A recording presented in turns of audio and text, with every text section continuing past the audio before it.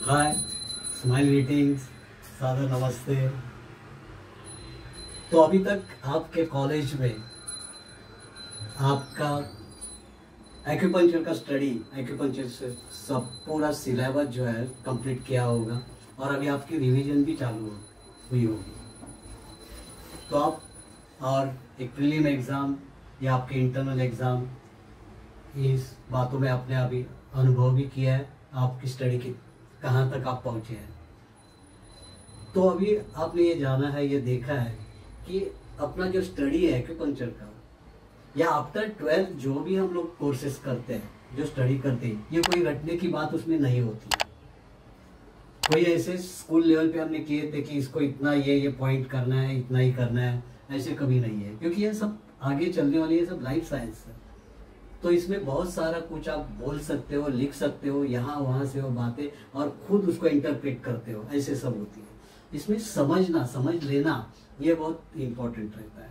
और वो आप अगर समझ लेते हो तो आप कौन सा भी आंसर, कैसे भी आंसर कर सकते हो। कितने मार्क्स का है तो कितना उसमें कंटेंट होना चाहिए, आप सोच के आप उसमें लिख सकते हो। इसके लिए उस सब्जेक्ट को पूरी तरह से समझना ये बहुत इम्पोर्टेंट है।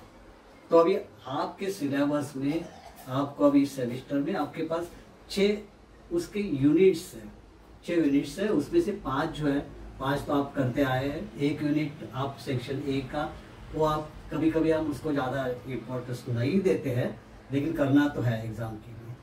उसमें ज़्यादा कुछ नहीं है, लेकिन आगे की जो 5 यूनिट सब है, उसमें हर एक यूनिट का आपको एक समरी टाइप सब कुछ मालूम होना चाहिए।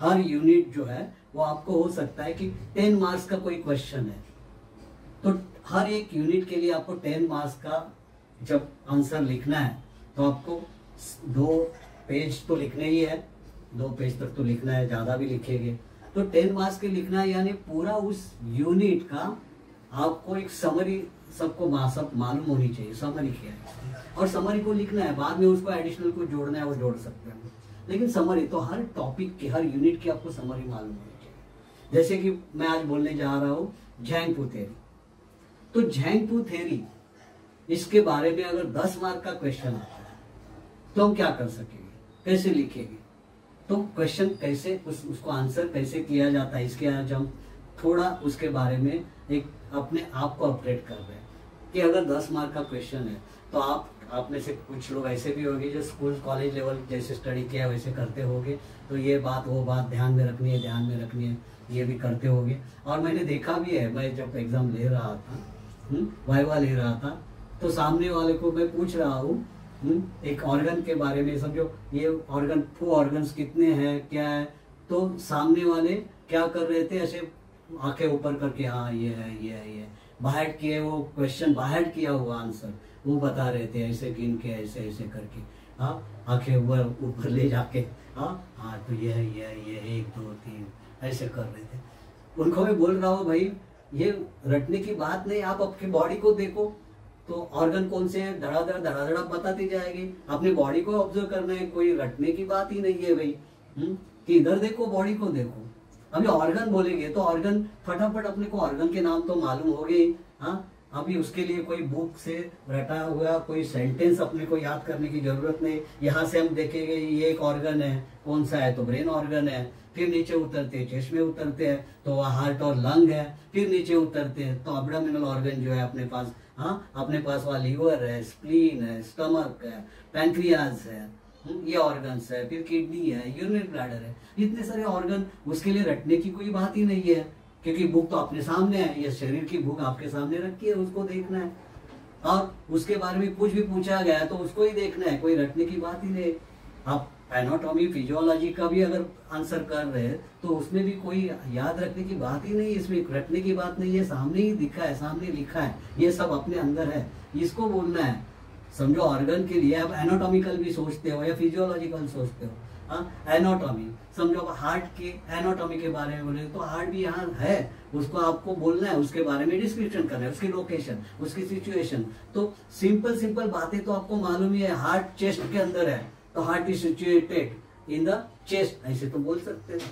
इन द थोरैक्स, आप ये तो बोल सकते हैं। अबाउट डायफ्राम, ये भी बोल सकते हैं। ये देखो कोई बाहर करने नहीं, सेंटेंस नहीं बाहर करना, जो दिख रहा है वो बोलना है अबाउट डायफ्राम है, वो भी बोलेंगे। लेफ्ट साइड में है, लेफ्ट साइड में 2/3 लेफ्ट साइड में है, 1/3 उसका थोड़ा राइट सेंटर बॉर्डर से थोड़ा आगे आता है। तो ये है, और वो कहाँ है, 4th इंटरकॉस्टल स्पेस में वो दिख रहा है वहाँ उसका, ये दिख रहा है। लेकिन इसकी जो सिचुएशन देखो, कोई बाहर करने की जरूरत नहीं है। बाद में उसको हम एनाटॉमिकल देखते हैं कि उसके स्ट्रक्चर में 4 उसके चेम्बर्स है, ये वो सब, हाँ ये सब है। अभी अगर लैंग्वेज का ये आता है तो लैंग्वेज में, आपकी लैंग्वेज में आप उसको जो बोलते हैं वो देवनागरी स्क्रिप्ट, मराठी वाले तो देवनागरी स्क्रिप्ट में लिखेंगे, आट्रियम शब्द लिखेंगे।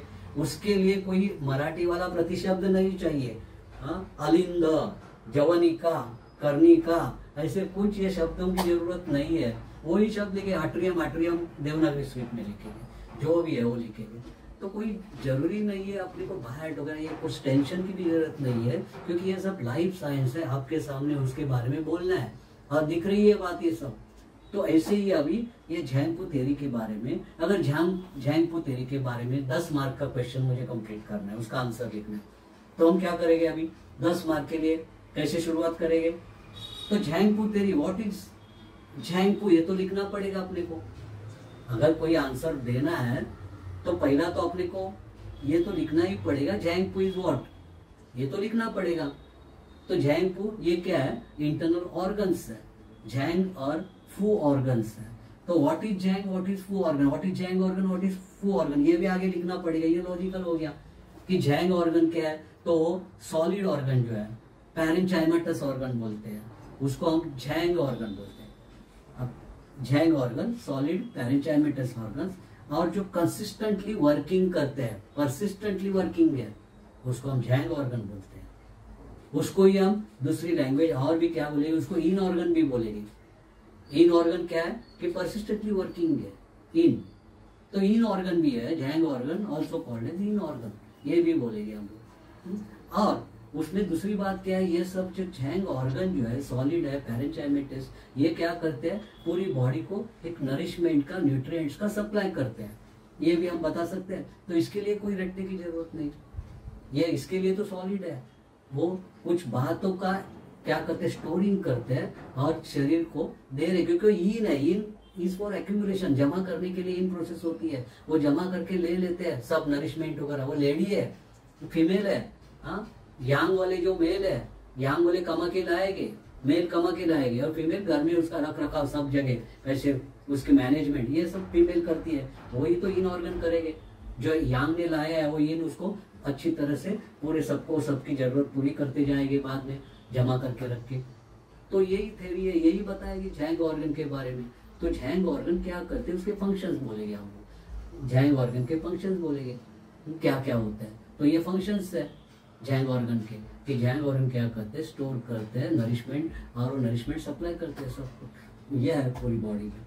तो ये झैंग ऑर्गन हो गए। अभी उनके नाम लिखेंगे सामने, तो क्वेश्चन कौन से झैंग ऑर्गन है तो उसके नाम लिखने पड़ेंगे। तो हो गया अपना आंसर, देखो आगे आगे बढ़ता गया है।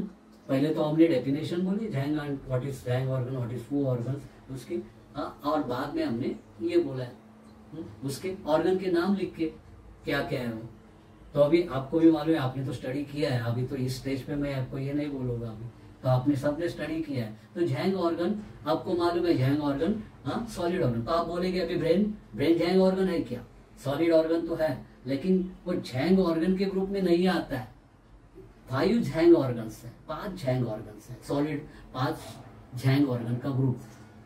और फिर ब्रेन क्या है, यूटरस भी अंदर है। यूटरस क्या है, ब्रेन और यूटरस को हमने क्या बोला है, एक्स्ट्रा ऑर्गन में, ऑर्गन के ग्रुप में रखा है, extra organ, extra ordinary organ के ग्रुप में ब्रेन और यूटरस को रखा है। बाकी 5 झैंग ऑर्गन जो है, अभी 5 में से भी आप उसके नाम देखेंगे 5 ऑर्गन्स के, तो 5 ऑर्गन्स के नाम क्या है, एक तो हार्ट है, लंग है, ये तो 2 हो गए, हार्ट लंग 2 हो गए, बाद में लीवर 3rd हो गया, स्प्लीन 4th हो गया झैंग ऑर्गन, और किडनी 5 हो गए। तो और भी बॉडी के अंदर वहां सॉलिड ऑर्गन बोलेंगे, तो वहां पैंक्रियाज भी है, बराबर पैंक्रियाज भी है। तो पैंक्रियाज को कहां रखेंगे, तो पैंक्रियाज स्प्लीन के साथ है, एक ही बोलेंगे। तो पैंक्रियाज और स्प्लीन इनको एक पकड़ा गया। तो पैंक्रियाज भी सॉलिड ऑर्गन है, लेकिन वो किसके पास, तो स्प्लीन के पास। अभी आपके झैंग ऑर्गन के ग्रुप में एक पेरिकार्डियम भी आ रहा है।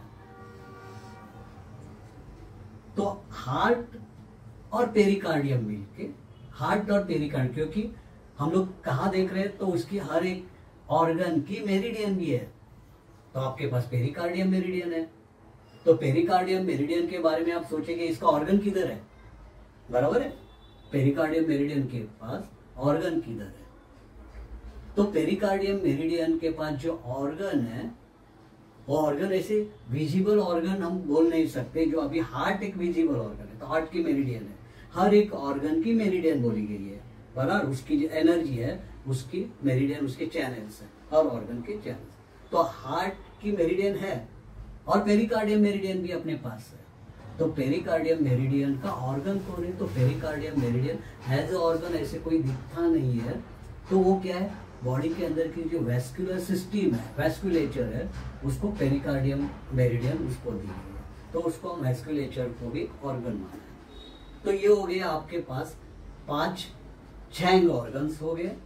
तो 5 झैंग ऑर्गन में कौन कौन आ रहा है, चेस्ट में कौन आ रहे हैं, हार्ट और लंग आ गए, और बाद में एब्डोमेन में कौन आ रहे हैं, एब्डोमेन में लीवर आ गया, बाद में स्प्लीन आ गया, स्प्लीन के साथ वहां पैंक्रियास है। तो कितने बन गए, 4 बन गए। किडनी, 5वां किडनी है। अभी झैंग मेरिडियन जो है, यांग यिन मेरिडियन जो 6 बोले हमने। तो पेरिकार्डियम एक्स्ट्रा मेरिडियन, पेरिकार्डियम का ऑर्गन जो है वो ऑस्कुलेचर। एक्चुअली देखा जाए तो 5 झैंग ऑर्गन, और 5 झैंग ऑर्गन की 5 मेरिडियन है, लेकिन अपने पास 6 मेरिडियन जब बोलते हैं तो 6ठी meridian, 6th one is pericardium meridian. लेकिन पेरिकार्डियम मेरिडियन का ऑर्गन दिखाने के लिए, ऑर्गन ऐसे ये बाकी के सॉलिड ऑर्गन जैसे दिखाने के लिए नहीं है। वो तो अपने मेडिकल लैंग्वेज, वेस्टर्न मेडिकल से pericardium is the outer covering of heart, ये हमने बोला है, आउटर प्रोटेक्टिंग कवरिंग है इसको बोला है, लेकिन इसमें मेरिडियन भी दी गई है, मेरिडियन दी गई है।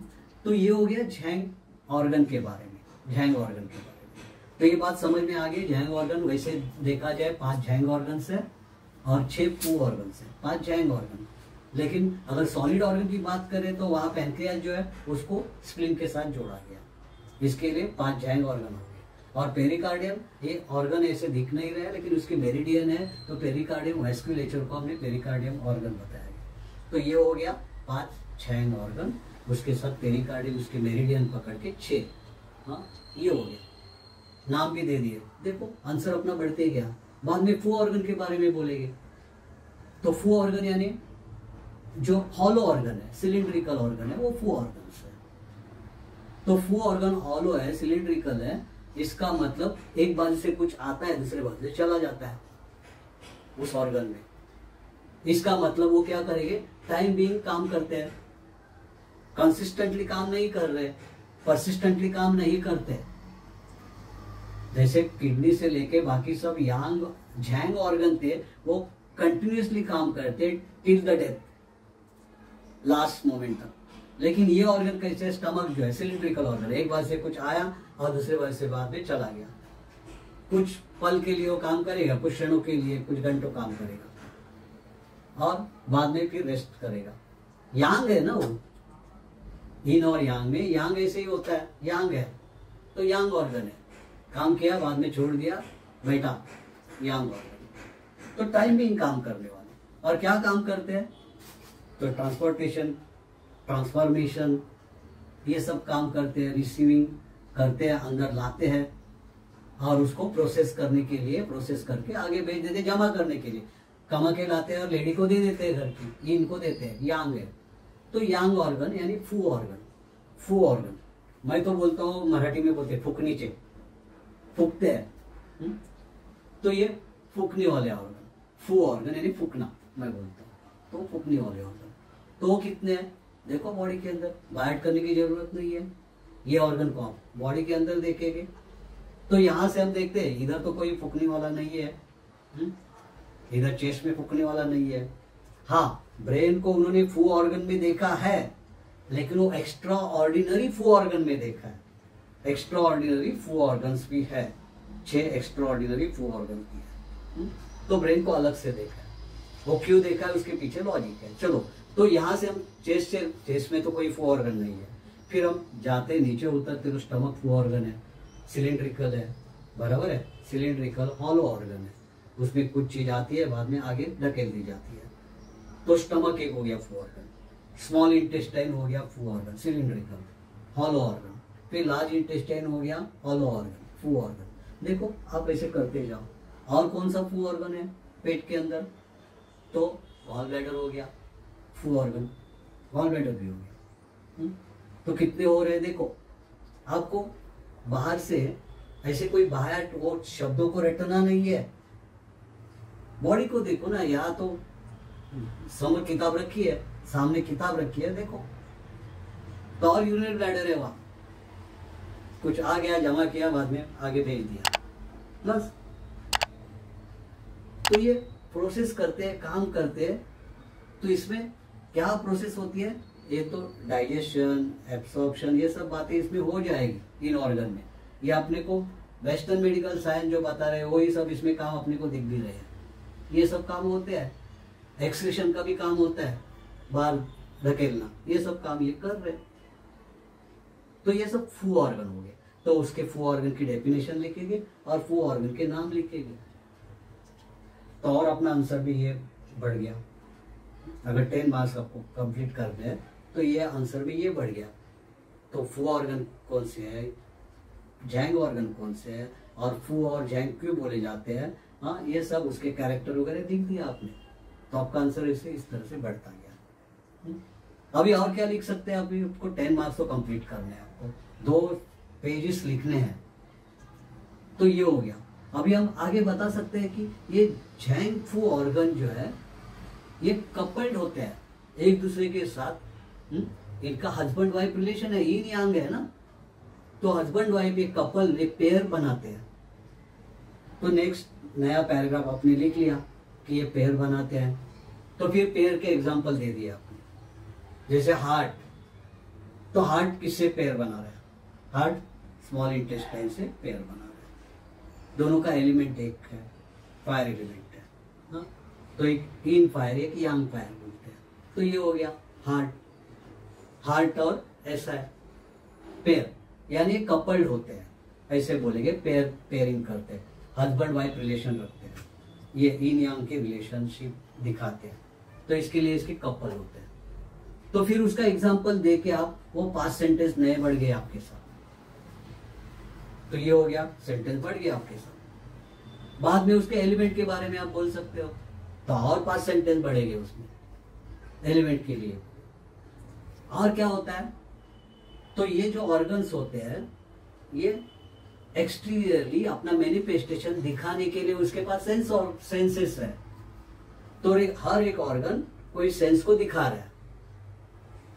तो हार्ट ऑर्गन टंग को दिखा रहा है, सेंस ऑर्गन उसके पास रिलेट्स टंग करता है,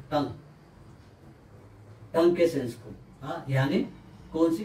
टेस्ट की सेंस दिखा रहा है, टेस्ट सेंस। लंग कौन से सेंस ऑर्गन से कनेक्ट होता है? तो स्मेल के साथ, यानी नोज के साथ कनेक्ट होता है। यानी each organ relates with the sense. तो ये 5 जो जैंग ऑर्गन्स है वो रिलेट करते हैं सेंस के साथ। तो इसके लिए आपके पास 5 सेंटेंस नए बन गए। तो देखो कितने सेंटेंस आप बनाते गए, 2 पेजेस इस तरह से हो जाएंगे। तो सेंसेस हो गए उसके। और किसी को और भी जिसने और स्टडी किया, देखो ये जो स्टडी है आपका एग्जाम पॉइंट ऑफ व्यू तो इतना हो जाएगा, लेकिन इसका मतलब ये नहीं आपने जो एग्जाम पॉइंट ऑफ व्यू किया उतना ही स्टडी है, ऐसे नहीं है। ये तो एग्जाम के लिए आपको टेस्ट करने के लिए। लेकिन ये जैंग फू अगर देखा जाए, नहीं तो आपके गलत फहमी में हो जाएंगे, हो गया मेरे को जैंग फू सब मालूम है। आप किसी को भी बताएगा आगे जाके कि जैंग फू सब मालूम है मुझे, नहीं मैंने ऐसे देखे हैं लोग बोलते हुए मुझे सब मालूम है।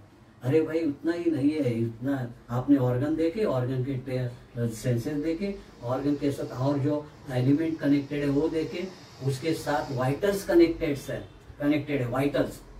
कौन से ऑर्गन के साथ कौन से वाइटल्स, यानी वाइटल्स कौन से आपको मालूम है ना, हाँ क्या क्या है, हाँ की है, इसेंस है, बॉडी फ्लूइड है, ब्लड है, ये भी उसके साथ कैसे कनेक्ट करते हैं। अगर देखा जाए पूरा ये जैंग फू थ्योरी, यानी ये सब आपको स्टडी करना है। लेकिन अभी एग्जाम के लिए इतना ही है अपने पास, हाँ, जो अभी, लेकिन ये होने के बाद भी आपका स्टडी चालू रहेगा, इतना लिमिटेड नहीं है। तो आप वो देखेंगे, उसके रिलेशंस देखेंगे, एक झैंग ऑर्गन का दूसरे ऑर्गन से क्या रिलेशन बनता है। ये अभी अभी इस लेवल पे आपका इतना नहीं है, आपके लिए इतना नहीं है, लेकिन ये भी तो स्टडी का पार्ट है, आपको आगे जाके इसमें मास्टरी करनी है। तो ये सब स्टडी में होना ही है आपको, कि समझो हार्ट है, हार्ट एक झैंग ऑर्गन, हार्ट का किडनी के साथ क्या रिलेशन आएगा, किडनी भी एक झैंग ऑर्गन, हार्ट का स्टमक के साथ क्या रिलेशन आएगा, क्योंकि ये बॉडी के सब ऑर्गन्स की एक फैमिली है, यूनिट है। तो अगर किसी को कुछ होता है तो सब तरह सबके साथ वो रिलेट कर रहा है। तो इसके लिए आपका स्टडी, ये आज जो एग्जाम के लिए आप करने जा रहे हैं वो एक लिमिटेड है, लेकिन ये स्टडी आपका कभी खत्म नहीं होने वाला है। जितना भी आप आगे आगे जाए और बढ़िए, और डीप इन द सी बोलते हैं ना, कितना आप जाएंगे उतना कम ही है, और आगे बढ़ना है। तो दिमाग में रखना है कि ये अभी एग्जाम के लिए हो गया कि मैं मास्टर हो गया, ऐसे नहीं होगा। आज भी हम लोग भी स्टडी ही कर रहे हैं, अभी भी बहुत सारे और इन्फॉर्मेशन मिल रही है, और एक्सपीरियंस के साथ उसको कैसे कैसे जोड़ना है वो भी मिल रहा है, और जोड़ना है कि हर बात किसी के, कोई भी बुक लिख रहा है उसके दिमाग में जितना आया, उसने जहाँ से कलेक्शन किया वो तो लिख लिया, और भी हो सकता है। तो आप भी कभी ऑथर हो जाए, राइटर हो जाएगी इसमें एक्सपीरियंस के साथ। तो ये हो गया। अभी देखो ये 10 मार्क के लिए हमने क्या क्या किया, तो ये किया, तो हम लोग उसके रिलेशनशिप को देख सकते हैं आगे जाके। लेकिन आपको जितना हो सकता है, नहीं तो डर जाएंगे, वहां पर इतना सब लिखना है, ये नहीं आएगा नहीं। अभी के लिए ठीक है, इस पॉइंट के ऊपर ही आप देखेंगे अभी के लिए कि क्या क्या लिखे आपने। अभी इस पॉइंट में जैंग फूड थ्योरी क्या है, what is zang, what is fu, और उसके ऑर्गन के नाम लिखे। बाद में क्या लिखा है, उसके सेंसेस के बारे में लिखा, उसके एलिमेंट के बारे में लिखा, और वो एक ऑर्गन दूसरे ऑर्गन से कनेक्ट कपल कैसे करते हैं ये लिखा आपने। और ये जो जैंग ऑर्गन है, फू ऑर्गन के बारे में एक पर्टिकुलर एक बात है, एकदम दिमाग में नहीं आती है कि सभी जैंग ऑर्गन जो है, जैंग ऑर्गन एक बोलने के लिए इंटरनली डीप इंटरनल सीटिंग है उसकी, एकदम अंदर है।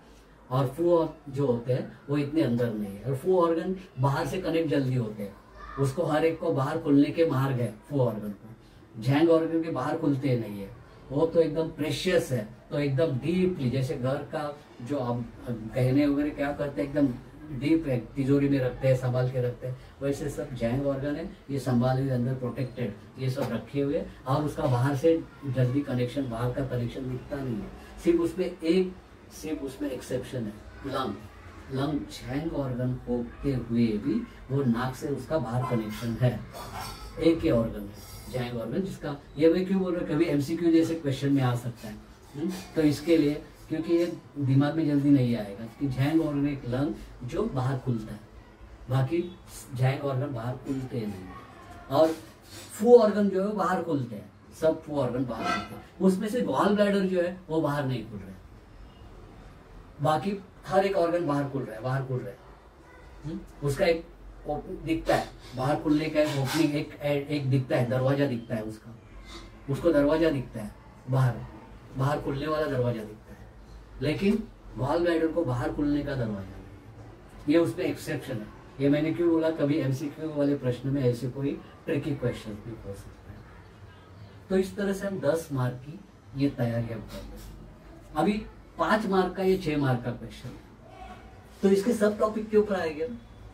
तो हम जो हमेशा सब लोग बोलते हैं कि हमें मॉडल पेपर दे दो, क्वेश्चन बैंक दे दो। भाई क्वेश्चन बैंक हम ही बनाएंगे, हम तो डिमांड तो कर रहे हैं, एमसीए के पास भी सब लोग बोल रहे हैं कि क्वेश्चन बैंक दे दो, हाँ मॉडल आंसर के साथ क्वेश्चन बैंक दे दो, ये बोल रहे हैं हम। तो चलो काम तो चल रहा है, लेकिन तब तक तो हम रुकेंगे नहीं, हम अपनी क्वेश्चन बैंक बनाएंगे ना। तो क्या करेंगे, 5 मार्क या 6 मार्क के लिए इसके सब टॉपिक्स में विचार करेंगे। जैसे जैंग फूड थ्योरी पूरी समरी आपको 10 मार्क्स की होगी, पूरी समरी एक 10 मार्क्स की होगी, और उसके टॉपिक जो बाकी के होंगे, हाँ एक ऑर्गन के बारे में, तो 5 मार्क या 6 मार्क के लिए ऑर्गन की बात करेंगे, एक ऑर्गन के 5 मार्क या 6 मार्क्स उसमें कवर होते हैं। अभी उसमें भी आपको देखना है, अभी 5 मार्क या 6 मार्क के लिए आपको 1 पेज पूरा तो लिखना ही है, 1 से ज्यादा भी लिखेंगे तो चलेगा। तो कोई ऑर्गन को भी लिखना है, तो ऑर्गन के लिए आपको मालूम है तो क्या करेंगे, आपको अगर आंसर ठीक से करना है तो पहली बात तो ऑर्गन की लोकेशन बता दो, तो हो गए 2 सेंटेंस, वही मिल गए 1-2 सेंटेंस। तो आपको उसके एक ऑर्गन के बारे में लिखना है, तो बाहर क्या क्या करें, आपको आंसर लिखना है बस। किसी को कुछ भी नहीं आता है तो भी वो लिख सकता है, वो भी लिख सकेगा। ऑर्गन के बारे में लिखना है तो इतना तो आता है उसको कि ऑर्गन कहाँ है, वो इतना तो बोल सकता है। एक्चुअली देखा जाए लोकेशन के लिए लोकेशन लिखना चाहिए, ऐसे कुछ बात नहीं है, लेकिन जिसको नहीं आता है उसको सेंटेंस बढ़ाने वो लोकेशन वाला भी सेंटेंस डालेगा। अगर डाला तो उसके लिए कोई एग्जामिनर जो भी पेपर चेक कर रहा है उसको रॉन्ग तो नहीं दे सकता है ना आपने लिखने के बाद। हाँ, कि आपने लिखा हार्ट, सब जो हार्ट के बारे में आप लिख रहे हैं, तो heart is situated in the chest cavity, आप जो लिख रहे हैं तो क्या वो रॉन्ग तो नहीं देगा आपको। लेकिन आपका कॉन्फिडेंस बढ़ रहा है, मैं लिख रहा हूं, मैं लिख रहा हूं, तो हार्ट कहाँ सिचुएटेड आपने लोकेशन लिखा। एक ब्लैंक पेपर देने से अच्छा है कुछ तो लिखा, और कोई गलत तो नहीं बोल सकता, इसको रॉन्ग तो नहीं देगा। तो ये हम लोकेशन लिख सकते हैं। अगर आपको आंसर बढ़ाना है उसमें, तो आप उसको वेस्टर्न मेडिसिन से हार्ट क्या फंक्शन करता है वो भी बोल सकते हैं, according to western medicine, not from TCM point of view. तो वेस्टर्न मेडिसिन हार्ट को ये बोलते हैं कि heart is connected with circulatory system, ये हम बोलेंगे। लेकिन हम टीसीएम में हार्ट क्या है, तो हार्ट कनेक्ट क्या करता है, ये हम टीसीएम के अकॉर्डिंग टू टीसीएम बोलेंगे कि ब्लड गवर्न करता है, ब्लड के ऊपर गवर्न करता है। तो हार्ट के बारे में जब हम बोलेंगे, हार्ट, अगर हार्ट के बारे में बोलना है तो एक फू ऑर्गन, छैंग ऑर्गन है, सिचुएटेड कहाँ है वो बोला हमने, और उसके फंक्शन क्या है वो बोलेंगे, और वो कपल किसके साथ है वो बोलेंगे, और उसका सेंस ऑर्गन कहाँ खुलता है वो बोलेंगे। तो हो गया अपने पास ये सब। अभी इसमें क्या हो गया, बाकी के जो पॉइंट्स है उसको आपको इलेबोरेट करना है। आपको अगर एक पेज लिखना है उसके बारे में तो इलेबोरेट करना पड़ेगा, तो उसको और थोड़ा एक्सटेंड।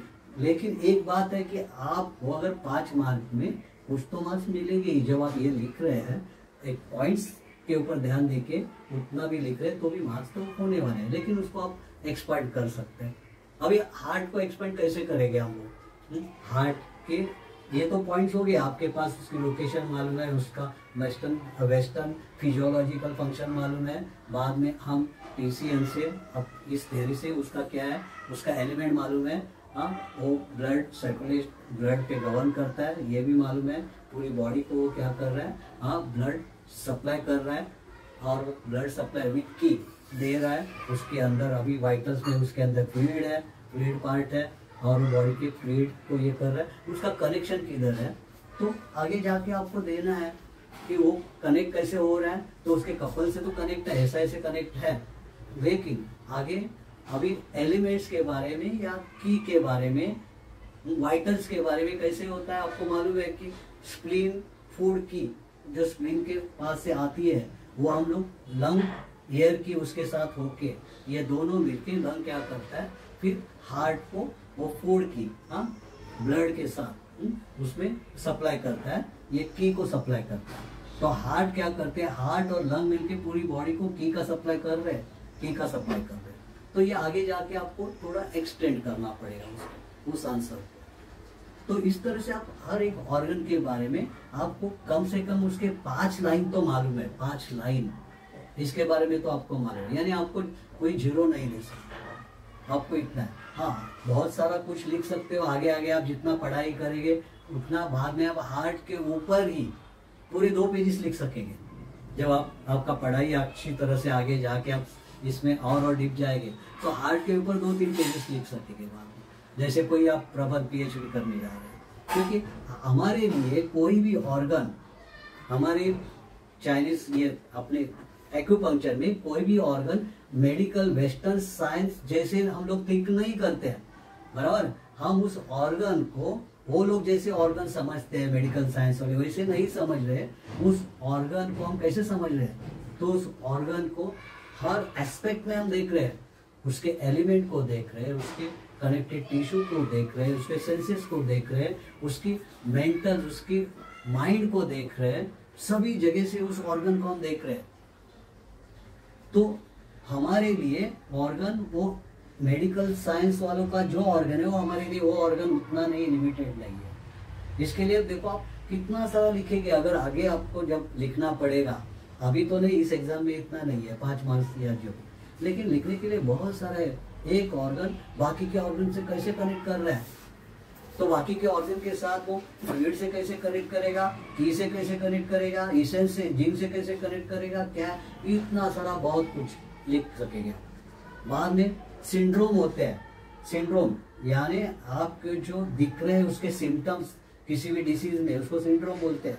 तो एक एक सिंड्रोम के बारे में भी, हार्ट के सिंड्रोम के, हार्ट के कौन से ऐसे लक्षण दिखेंगे, तो एक एक सिंड्रोम के बारे में भी लिखना है। यानी बहुत सारा, एक हार्ट के ऊपर इतना सारा कुछ आप लिख सकते हैं, ये सब है। तो अभी के एग्जाम के लिए तो हमें ये ध्यान में रखना है कि जो आप पढ़ रहे हैं वो एक लिमिटेड है, लेकिन आपको तैयारी करनी, ये बेस बनेगा, आपको आगे बढ़ना है।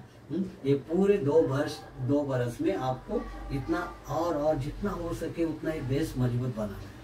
तो इसके लिए अभी भी आपको 16 जून तक आपके पास जो समय है, और देखो जितना डीप जाना चाहते हो पॉसिबल है उतना आप डीप जाने की तैयारी करें। तो इसमें इस तरह से कोई एग्जाम, और एमसीक्यू के बारे में तो आपने जो ओवरऑल स्टडी जो किया है, तो एमसीक्यू के आपको जो 10 मार्क्स है वो तो मिलने वाले हैं, उस 10 मार्क्स तो आपके जाने वाले नहीं।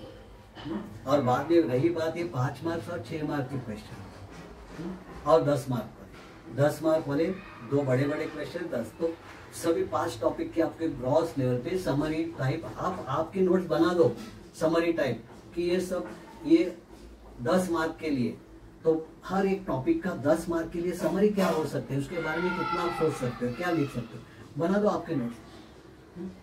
तो आपके 5 टॉपिक के 10-10 मार्क वाले आंसर आप लिखेंगे, यानी समरी लिखेंगे। आपकी अभी तैयारी, आप समरी लिख के वो करेंगे, बाद में उसके ही अंदर बाद में ये सब टॉपिक आएंगे, तो 20 मार्क आपके 10-10 मार्क के वो हो गए। बाद में आपके पास 5 मार्क और 6 मार्क वाले, ये आपके पास मिलेंगे, बराबर।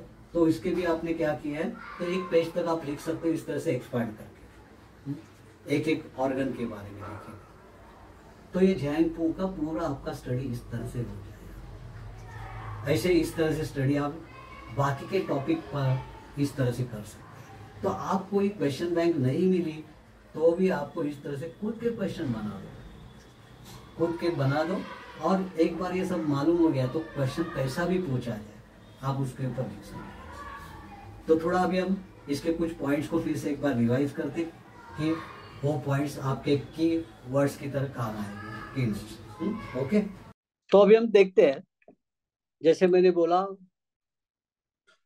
व्हाट इज झैंग, तो अपने को लिखना पड़ेगा व्हाट इज झैंग को। तो देखो कोई लिखना है आंसर, तो अपने को स्टार्ट कैसे करनी है मालूम हो गया। The term Zhang refers to organ system, Zhang refers to organ system, और but it is not just about physical organs like modern anatomy. Modern anatomy जैसे हम लोग ऑर्गन को फिजिकल ऑर्गन में नहीं काउंट कर रहे, क्योंकि अपने पास उस ऑर्गन के साथ सब कुछ जुड़ा हुआ है। बाकी के सब बातें जो मॉडर्न एनाटॉमी और वेस्टर्न साइंस बोल रही है वैसे नहीं है। हम जब ऑर्गन का स्टडी कर रहे हैं तो हमारे पास उसके साथ क्या है, it include their energy functions, their relationship with emotions, body fluids, senses, even the spiritual aspect, इन सब के साथ। तो देखो एक पैराग्राफ अपना, इसको आप आपके मन से आपको जैसे इलेबोरेट करना है उसके बारे में लिखना है। ये समझ लिया है तो आपकी लैंग्वेज में आप उसको इलेबोरेट कर सकते हैं। आप यही पैरा को आप अपनी तरफ से लिखेंगे कि zangfu, zangfu are the organs, internal organs, zangfu are the internal organs, internal organs है। और वो भी according to western medical science के जैसे सेम उसके हम लोग उसके ऊपर विचार नहीं करते हैं। We are not thinking the organs according to western medical science. Western medical science या मॉडर्न एनाटॉमी उस ऑर्गन को वो जैसे है वैसे देखता है, और वो क्या फंक्शन दिखा रहा है उसको हम फिजियोलॉजी बोलते हैं। तो वो फिजियोलॉजी, उसकी रचना और उसका कार्य वेस्टर्न मेडिकल साइंस या मॉडर्न एनाटॉमी, मॉडर्न फिजियोलॉजी, ये लोग उधर जो दिखता है उसकी रचना क्या है, उसका फंक्शन क्या है, इतना ही देखते हैं। हमारे लिए फिजियोलॉजी, शरीर क्रिया शास्त्र वो बोलते हैं, हमारे लिए शरीर क्रिया शास्त्र एक ऑर्गन क्या करता है वो नहीं है। तो कलेक्टिवली हम लोग उसके बारे में विचार करते हैं, एक ऑर्गन का विचार नहीं करते, कलेक्टिवली उसके साथ बाकी सब ऑर्गन का विचार होता है, उसका सेपरेट एक का भी विचार और कलेक्टिवली बाकी के ऑर्गन का विचार, ये भी हम करते हैं। तो ये देखो, ये एक्सपांशन हमने किया इसको, तो हम इसके साथ हम इस ऑर्गन के, जो भी ऑर्गन की हम जो ऑर्गन को समझ रहे हैं, तो हम एक ऑर्गन को सेपरेट भी उसके ऊपर विचार करते हैं, उसका स्टडी करते हैं, कलेक्टिवली विचार कर रहे हैं उसके साथ बाकी के ऑर्गन कैसे जुड़े होते हैं। और इतना ही नहीं, तो उसके साथ उसकी एनर्जी, एनर्जी कैसे काम करती है और बाकी के एनर्जी के साथ कैसे काम करती है, वो एनर्जी एनवायरनमेंट के साथ कैसे काम करती है, पैथोजन के पास कैसे, यानी उसके एनर्जी पैथोजेनिक फैक्टर्स कौन से, ये सब इतना सारा स्टडी ऑर्गन में होता है। उनके लिए ऑर्गन जो दिखता है वो जो फंक्शन दिखता है, जैसे हम बोलते हैं कि हमारी स्प्लीन, हम जब बोलते हैं तो स्प्लीन के बारे में बहुत सारा अलग विचार आता है। उनके स्प्लीन के लिए स्प्लीन एक ही उधर दिख रही है, वो कहाँ है और उसे ये फंक्शन करती है वो बताएगी, लेकिन हमारे लिए ये सब बातें अलग है। तो हम देखो, इसी पैराग्राफ को आप कैसे भी बढ़ा सकते हो। एक पैराग्राफ, पहला पैराग्राफ, व्हाट इज जैंक, तो वहां भी आपके ऊपर कोई बंधन नहीं है आप क्या लिख रहे हैं। और ऐसे भी नहीं सोचना कि कोई हंसेगा आपको, कोई बोलेगा ये खाली फुकड़ ऐसे लिख दिया है, कोई बोलने वाला नहीं है, पेपर चेक करने वाला आपके घर आके बताने वाला नहीं है आपने इतना इतना सारा, अरे क्या बकवास की थी, ये तो कोई बोलने वाला नहीं है। हम्म? तो आप, आपके पेपर आपके हाथ में, आपका बोलते हैं नसीब, ये आप आपके पेपर के आर्किटेक्चर हो। तो आपका आंसर आपके हाथ में है, तो आप उसको ये सब लिख सकते हो, एक पैरा को इस तरह से आप बढ़ा सकते हो। तो जैसे मैंने बोला कि आप ये वेस्टर्न मेडिकल से ये हम लोग स्टडी करते हैं, ऑर्गन का वो अलग करते हैं, तो कैसे उसके बाद उसके एनर्जी फंक्शन देखते हैं, उसके इमोशंस को देखते हैं, उसके बॉडी फ्लूइड सेंसेस या फाइव वाइटल्स को देखते हैं, वाइटल्स को देखते हैं, और इवन इन स्पिरिचुअल एस्पेक्ट भी देखते हैं। तो देखो, ये पहला पैरा हो गया आपका।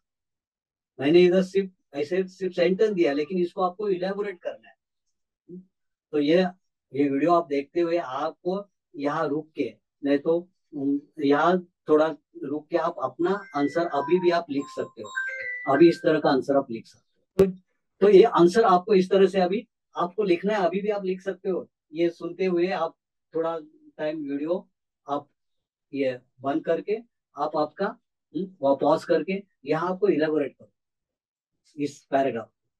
तो ये हो गया आपका आंसर में एक। अभी बाद में हम क्या बोलेंगे, तो ये तो झैंगफू के बारे में आपने ओवरऑल बता दिया, झैंगफू ऑर्गन्स के बारे में। झैंगफू क्या है, इंटरनल ऑर्गन्स है, और वो सॉलिड और कोई हॉलो ऑर्गन होते हैं, इतना सब पहले पैराग्राफ में बताया। अभी अलग अलग बताने जाएंगे झैंग ऑर्गन्स, उसको ही हम इन ऑर्गन्स बोलते हैं। तो मैंने ये कीवर्ड जैसे दिए, आपको उसको सेंटेंस में कन्वर्ट करना है। Zang organs are also called as yin organ, देखो एक सेंटेंस बन गया, Yang organs are also called as yin organs। हाँ, ये सेंटेंस बन गया। ये मैंने तो कीवर्ड देखे, ऐसे ही ऐसे आपको लिखना नहीं है, आप आपका आंसर बना दो। और वो इन ऑर्गन क्यों है, तो आप उधर लिखो कि these organs continuously or persistently work, these organs are working continuously or persistently working, all these organs are consistently working, so these are called as yin organs। ऐसे हम वहां सेंटेंस बनाएंगे, देखो ये सिर्फ इतना ही आपको इन ऑर्गन ये शब्द मालूम है बस, तो इन के कैरेक्टर उसमें बोल दो, तो आपके सेंटेंस बढ़ गए। जैंग मीन्स स्टोर और टू हाइड, तो ये ऑर्गन जो है वो स्टोरिंग के लिए काम करते हैं, स्टोरिंग का काम करते हैं। और अंदर डीप सीटेड है, हाइड हिडन है ये सब, मसल और बोन्स के प्रोटेक्शन के अंदर है these organs. Jang means to store or to hide. These are solid in organs that store vital substances such as ki, blood, essence, and spirit. Shen. These organs are solid. Parenchymatous language एक शब्द है उनका, पैरेंचाइमेटस, पैरेंचाइमेटस ये organ होते हैं, solid dense है, solid. और वो इन ऑर्गन है, क्या काम करते हैं? स्टोरिंग का काम करते हैं। इन तो हमेशा स्टोरिंग एक्यूमुलेशन काम होता है इन का, तो इन का काम करते हैं क्या? स्टोरिंग काम, कौन सा स्टोरिंग, क्या स्टोर करते हैं? Vital substances. वाइटल सब्सटेंसेस चार है, अभी आपको मालूम है। कभी कभी माइंड को भी हम देते हैं स्पिरिट या शेन बोलते हैं, इनको स्टोरिंग काम करते हैं। बाद में ये जैंग ऑर्गन्स ये स्टोरिंग का काम करते हैं। डू नॉट एक्सक्रीट एनीथिंग, किसी बात का एक्सक्रीशन नहीं करते हैं, एक्सक्रीशन नहीं करते हैं। कचरा जमा कर, और कचरा जमा करना फेंकना ये नहीं करते। हाँ, तो एक्सक्रीशन का काम नहीं करते, क्योंकि ये प्योर फॉर्म में उसके पास सब कुछ आता है। यानी घर के लेडीज के पास पैसा आ गया खर्चा करने के लिए, सबकी जरूरतें पूरी करने के लिए, तो जरूरतें पूरी करने के सबको दे देंगे, बस। एक्सक्रीशन नहीं है। Do not excrete anything.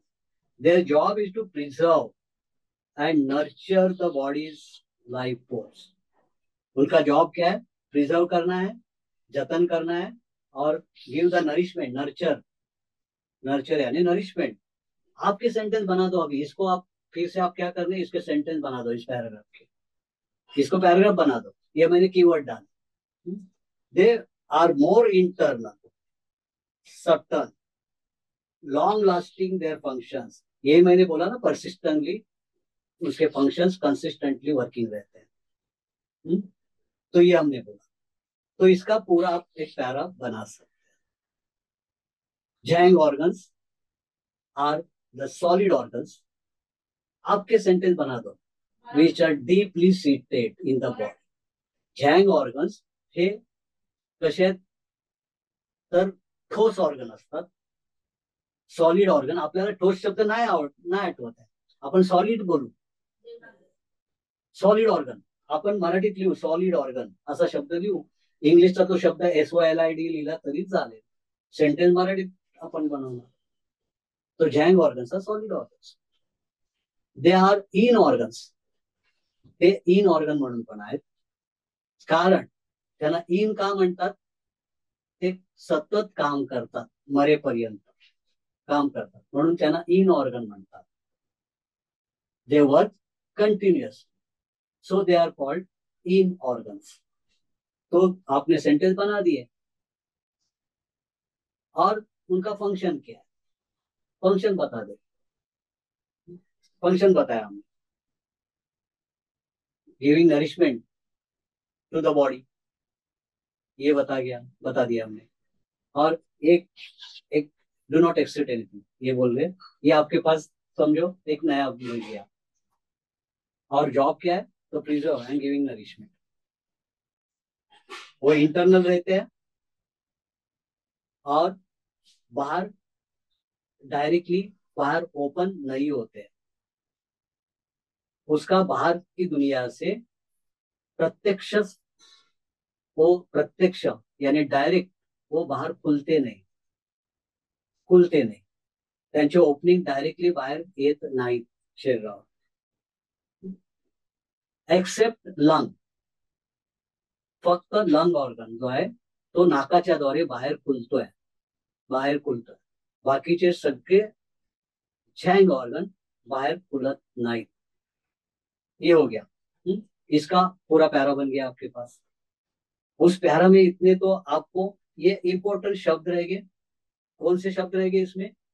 In organ ये शब्द रहेगा। अगर पेपर चेक करने वाला भी देखेगा आपने इन के अंडर अंडरलाइन की है इन शब्द के, तो उसको मालूम है, इसने बाकी का एक्सप्लेनेशन दिया है, ये शब्द इसको मालूम है, इसका मतलब उसने एक्सप्लेनेशन, वो पढ़ते नहीं बैठेगा, किसी को पढ़ना ज्यादा टाइम नहीं होता है, कोई भी एग्जामिनर हो कितना पढ़ेगा। तो वो ऐसे टिक मार्क करेगा, इन दिया है, और क्या दिया है, सॉलिड दिया है, और क्या दिया है, हाँ वाइटल सप्तसिस शब्द दिया है, हाँ कि ब्लड इसेंस ये दिया है, शेन, और क्या, डू नॉट एक्सक्रीट एनीथिंग ये दिया है, प्रिजर्व, नर्चर ये दिया है, हाँ और इंटरनल शब्द दिया है, लॉन्ग लास्टिंग, इन शब्दों को देखेगा।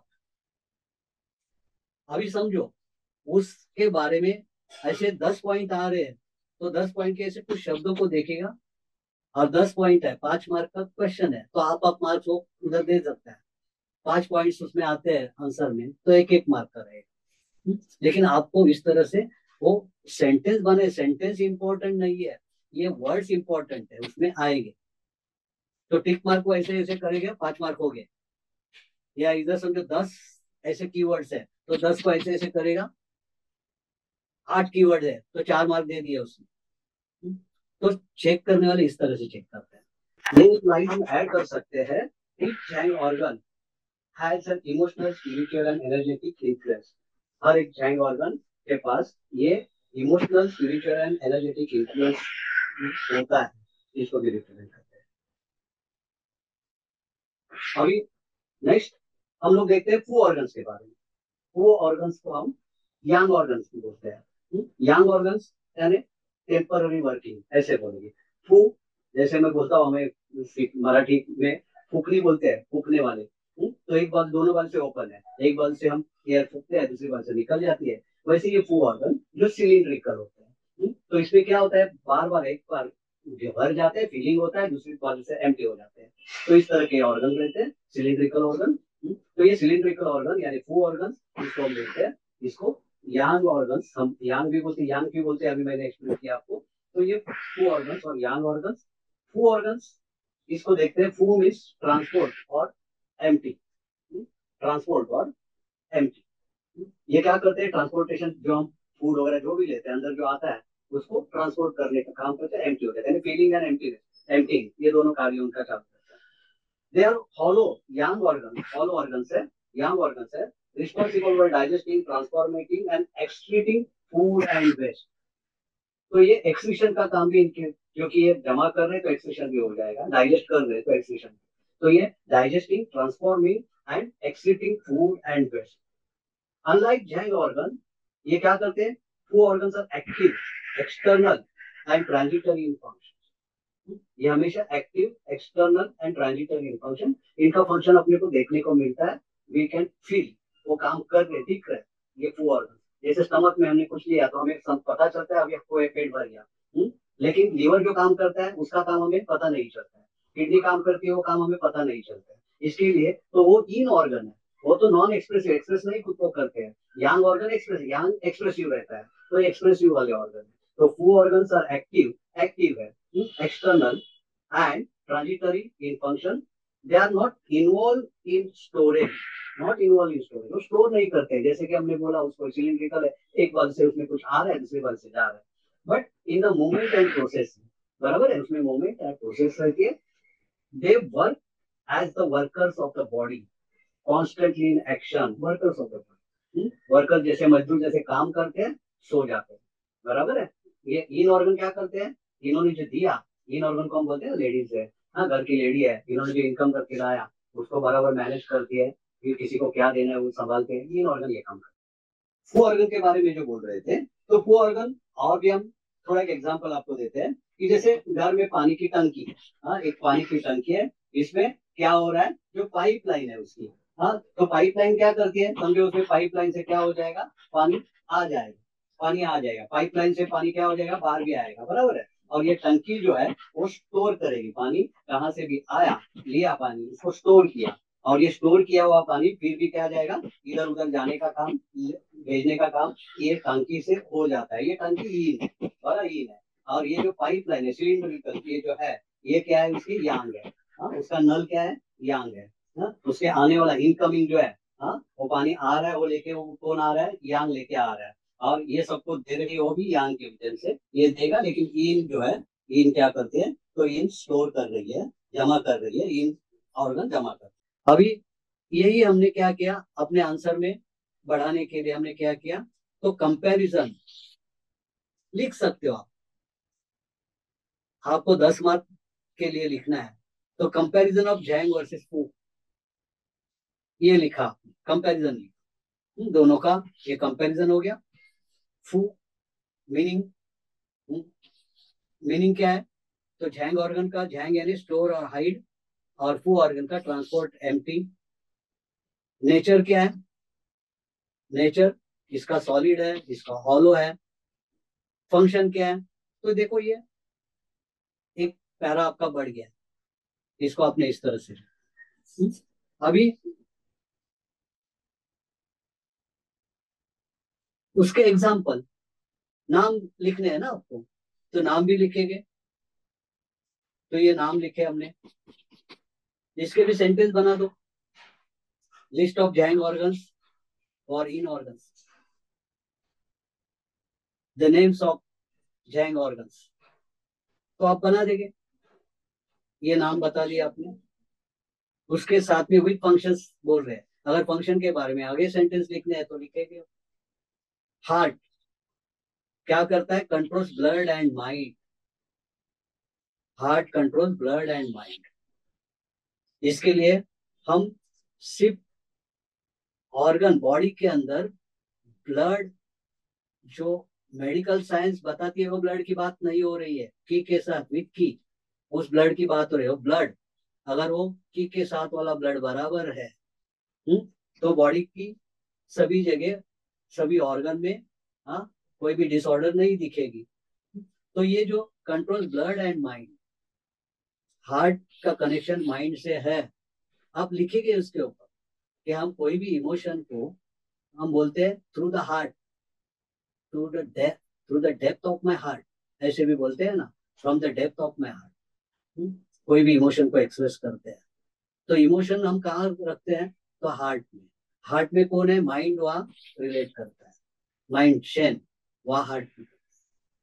तो सभी इमोशंस और इमोशनल प्रॉब्लम के लिए we have to see the heart, treat the heart. और कैसे करते हैं, किसी भी ऑर्गन को ट्रीट करते हैं उसकी मेरिडियन को ट्रीट करते हैं। तो हार्ट मेरिडियन को हम ट्रीट कर सकते हैं। उस ऑर्गन की जो दिखा रहा है ऑर्गन, ऑर्गन की ये फंक्शन है, तो उस फंक्शन में कुछ होता है, तो उसको ट्रीटमेंट डायरेक्ट हम हार्ट के ऊपर तो नहीं कर रहे, उसकी मेरिडियन कर रहे। तो बाद में लंग, लंग क्या है, कंट्रोल्स की एंड रेस्पिरेशन। लंग कंट्रोल्स की एंड रेस्पिरेशन। तो इसको आपको थोड़ा इलेबोरेट करना है, ये मैंने जो दिए है पॉइंट्स, इसको इलेबोरेट करना है। वो की को कंट्रोल कैसे करता है लंग, और रेस्पिरेशन को कैसे करता है।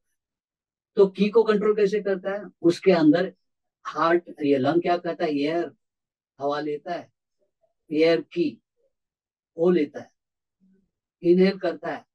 तो इनहेल करते हुए उसको किडनी सपोर्ट करती है, एयर की, वहां से किडनी सपोर्ट करती है इनहेलेशन में। और वो एयर की किडनी क्या करती है, फिर वही की को, किडनी के साथ जो अपनी की होती है, वो की फिर से वो कहाँ आती है, लंग की तरफ या चेस्ट की तरफ आएगी, एक्सलेशन की तरफ, एक्सलेशन की टाइम वो आएगी, और वो की लंग के पास, और वो हार्ट को भी मिलती है वहां से। तो लंग क्या करता है, वो की को कंट्रोल करता है, देखो अंदर लेना और बाहर छोड़ने के लिए दोनों। और उसके साथ उसकी रेस्पिरेशन सिस्टम, रेस्पिरेशन चलता है। वो क्या करता है, की को बॉडी में पुश करता है through heart, through blood, heart यानी ब्लड से। तो उसके लिए उसको रेस्पिरेशन वो कर रहा है, क्योंकि उसको की को पुश करना होता है। तो आपने इस तरह के उसके सेंटेंस बना दिया। और स्प्लीन क्या कर रहा है, control digestion and muscles. Skin, spleen control digestion, तो क्या करता है, फूड की। तो आपको थोड़ा एक्सप्लेन करेंगे, फूड की, जब स्टमक से फूड की मिलती है, हाँ, स्टमक से फूड आता है, उसकी फूड की वो स्प्लीन के पास आती है, यानी उसका कन्वर्जन होता है, ट्रांसफॉर्मेशन होता है, और बाद में उसका ट्रांसपोर्टेशन होता है।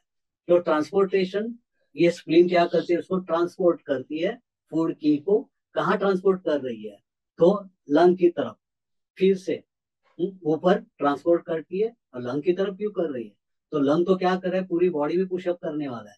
तो लंग की तरफ वो ट्रांसपोर्ट करेगी स्प्लीन की, और स्प्लीन क्या करेगी, फूड की को ट्रांसपोर्ट करेगी।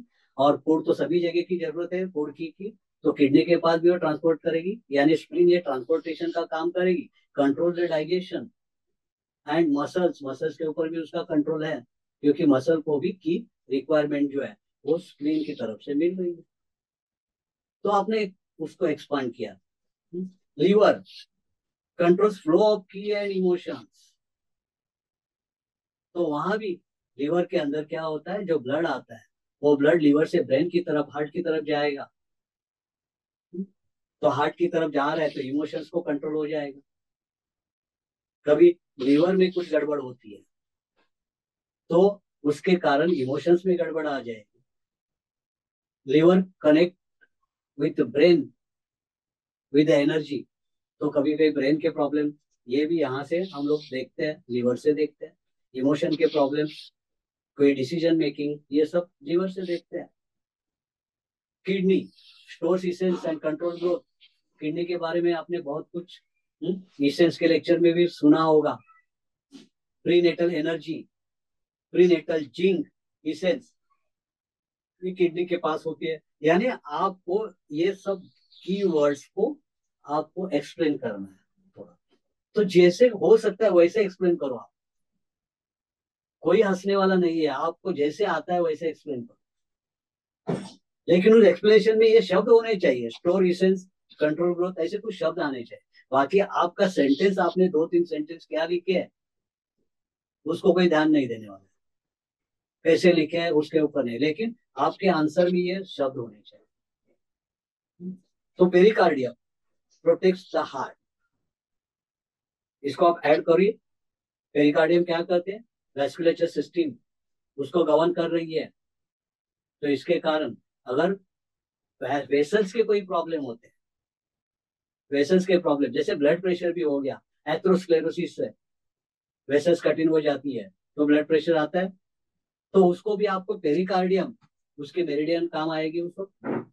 आपके बाकी के सभी प्रश्नों, अगर आपने बराबर स्टडी इसको समझ लिया है तो आप इसमें सभी तरह सभी कुछ जोड़ सकते हैं। जैसे स्प्लीन के बारे में बोलते हुए आप उधर जोड़ेंगे, अगर आपको मालूम है स्प्लीन क्या करती है, तो फ्लूइड को कंट्रोल करती है, फ्लूइड को कंट्रोल करती है, पूरी बॉडी को एक मॉइस्चरिंग का काम करती है, होल्डिंग का काम करती है। स्प्लीन के एनर्जी होल्डिंग का काम करती है। तो आप उसको और जोड़ सकते हैं। आपको लगता है मेरा आंसर कम हो रहा है तो इसको आप जोड़ेंगे, और कुछ बातें उसमें जोड़ते जाए। आपने सही तरह से स्टडी किया है तो आपको जोड़ना है। और हमेशा ये देखो, ये मत सोचो कि मैंने ये लिखा तो हंसेगा तो नहीं, ये मैंने क्यों लिखा। भाई लिखना है आपको, कुछ तो आपको समझ में आया है इसके लिए लिख रहे हैं। तो ये हो गया। बाद में लिस्ट ऑफ फू ऑर्गन्स, फू ऑर्गन के बारे में भी ये सब, फू ऑर्गन के बारे में भी आप इस तरह से हर सेंटेंस आप 1-2 सेंटेंस यहाँ बना सकते हैं, आपको जितनी मालूम है उसको और जाए उसके रिलेशन है। तो आपको इसको कैसे देखना है, कितने मार्क का क्वेश्चन है तो कितने पॉइंट्स अपने को कवर करने हैं, ये देखेंगे। तो इस तरह से आपने ये देखा। बाकी एक्स्ट्रा ऑर्डिनरी फू ऑर्गन्स, क्योंकि आपने देखा कि ब्रेन को और यूटरस को हमने अपने सिनॉप्सिस, अपने सिलेबस में देखा, ब्रेन और यूटरस। तो इसके बारे में भी आप क्या करेंगे और सेंटेंस डालेंगे, एमसीक्यू में होगा। तो इनके सभी के फंक्शन, एक एक सेंटेंस जो है, एक एक वर्ड है, वो फंक्शंस में एमसीक्यू में हम लोग इसकी तैयारी हो जाएगी। ये सब करते हुए एमसीक्यू के लिए कोई अलग से तैयारी नहीं। एक बार समझ में आ गया तो एमसीक्यू के लिए कोई तैयारी करने की जरूरत ही नहीं। मजे की बात यह थी कि जब एक्यूपंक्चर के, जब क्राइटेरिया पहला एक्यूपंक्चर की जो शुरुआत हुई काउंसिल की, तो जो पुराने सभी लोग जो थे एक्यूपंक्चरिस्ट, उनकी एलिजिबिलिटी टेस्ट थी, और एमसीक्यू वाली एलिजिबिलिटी टेस्ट 20 मार्क। तो उसके लिए लोग बड़ी बड़ी बुक्स पढ़ रहे थे, और एमसीक्यू के लिए बुक्स बनी। जो कुछ सीनियर लोग थे उन्होंने बुक्स बनाई, क्योंकि उस वक्त क्या था, और लोग वो एमसीक्यू के बुक जो थे वो पढ़ रहे थे। मालूम नहीं था क्या है, लॉजिकल मालूम है, इसके लिए बहुत उनको स्टडी करना पड़ा। अभी आपके लिए एमसीक्यू की कोई बुक की जरूरत नहीं, मार्केट में वो बुक्स है। उसके लिए आपको कोई बुक्स खरीदी करने की जरूरत नहीं, क्योंकि आपको अभी पूरा मालूम है, सिलेबस ही मालूम है, पूरी क्रॉस लेवल पे सब कुछ, पिक्चर्स की स्टोरी मालूम है, पूरी स्टोरी मालूम है। तो आपको अभी कुछ ऐसे, हाँ, ये एमसीक्यू बुक्स की कोई जरूरत नहीं, छोटे छोटे अभी इस बातों की जरूरत नहीं, डायलॉग्स वगैरह रटने की जरूरत नहीं। आपको मालूम है कि पिक्चर की ये स्टोरी है, इसके कोई कैरेक्टर को लिखना है, यानी सब टॉपिक है। हम्म? शोले की पिक्चर पूरी मालूम है। अगर वीरू और जय के बारे में लिखना है, तो फिर वो अलग अलग, और उसको भी अगर बहुत सारा कुछ लिखना है, तो फिर जय कौन है, तो अमिताभ बच्चन है, फिर वो शोले में ये काम कर रहा है, लेकिन वो जंजीर पिक्चर में उसने ऐसे किया था, उसने जमीर पिक्चर में ये किया था। ये बाद में हम देखेंगे कि भाई कितने मार्क्स वो एक्सपेक्ट कर रहा है। हम्म? वैसे ही है, किसको कितना बताना है, उसके जैसे आप उधर एड ऑन करेंगे। तो ये हो गया एक्स्ट्रा ऑर्डिनरी फू ऑर्गन जो है, इसके नाम भी दिए एक्स्ट्रा ऑर्डिनरी फू ऑर्गन। तो इसके बारे में आपको इसको इलाबोरेट करना है। और ये हमने देखा है कि इंटरकनेक्टेड है ये सब। तो यही हम सेंटेंस में लिखे थे कि each organ is connected with इस कपल ऑर्गन, ये लिखे थे, तो वही कपल ऑर्गन की बात हो रही, हार्ट और स्मॉल इंटेस्टाइन, लंग और लार्ज इंटेस्टाइन। तो मैंने जैसे दिया है, ऐसे ही लिखना नहीं है आपको। आप वहां जब जैंग को लिखेंगे तो वहां ही आपने एक्सप्लेनेशन दे दिया, पहले पैराग्राफ में ही, दूसरे पैराग्राफ में दे दिया आपने कि एक, हर एक ऑर्गन उसके कपल ऑर्गन से कनेक्टेड है। हर एक ऑर्गन का इंटीरियर एक्सटीरियर है। एक्सटीरियर यानी यांग ऑर्गन है, इंटीरियर यानी इन ऑर्गन है। हर एक ऑर्गन कपल के साथ काम कर रहे हैं, हस्बैंड वाइफ इन यांग रिलेशन में काम कर रहे हैं, ऐसे आप लिखेंगे। तो इसके लिए आपको सिर्फ वो इन यांग रिलेशन मालूम होना चाहिए, इसके लिए मैंने ये लिखे है। तो आपको ऐसे ही नहीं लिखना है, आप पहले पैराग्राफ में इसको, पहले पैराग्राफ में कवर करेंगे, ये इंटरकनेक्टेड होते हैं, कपल्ड होते हैं, इंटरकनेक्टेड होते हैं, इंटीरियर एक्सटीरियर रिलेशनशिप इसका होता है। They also connect with 5 elements, emotions and 5 senses. ये भी तो आपने, ये अलग से लिखने की जरूरत नहीं, वहां ही आप कवर करेंगे। जैसे मैंने पहले पैराग्राफ में बोला कि आपको उसके, मेडिकल साइंस की physiology, according to medical science we are not looking at this organs, हम वैसे देखते नहीं है, we are not thinking according to medical science. तो इसमें हम क्या थिंक कर रहे हैं, हर organ is connected with 5 elements, emotion and 5 senses. इन सब बातों को लेते हैं, स्पिरिचुअल एस्पेक्ट को ले रहे हैं हम लोग। हाँ, उसके बॉडी के अंदर उसके यूनिटी को ले रहे हैं हम लोग, उसके एक सेपरेट भी आप स्टडी कर रहे हैं, और दूसरे के साथ इसका रिलेशन कैसे, उसका भी स्टडी कर रहे हैं। इतना ही नहीं, उसके एलिमेंट्स को भी स्टडी कर रहे हैं साथ में, उसके मैनिफेस्टेशन, उसके एक्सप्रेशन को स्टडी कर रहे हैं। वो अगर एक्सेस बनता है तो क्या होता है, और डेफिशिएंट होता है तो उसके क्या सिम्टम्स आते हैं, उसको हम सिंड्रोम जो बोल रहे हैं, वो सिंड्रोम के साथ इसका स्टडी करेंगे। इतना सब आपको एक्सप्लेनेशन देना है तो 2 पेजेस आपके आराम से लिख सकते हैं। एक एक पेज भी एक एक ऑर्गन के ऊपर आप लिख सकेंगे। तो इस तरह से हमने ये जो किया है, आप इसको बड़े आराम से इसकी नोट्स आप बनाएंगे। आपके पास अभी भी टाइम है, आपके पास 5 यूनिट जो है, तो 5 यूनिट के बारे में इस तरह से हम करेंगे।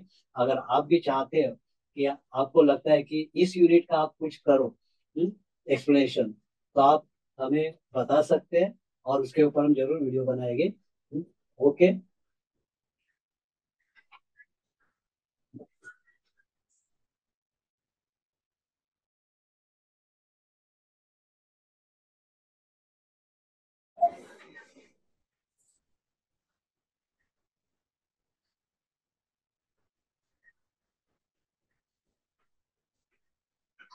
तो ये तो हो गया कि हम लोग 10 मार्क की तैयारी कर रहे थे, लेकिन 5 और 6 मार्क के लिए जैसे मैंने बोला, सब टॉपिक्स में जाएंगे आप उसके।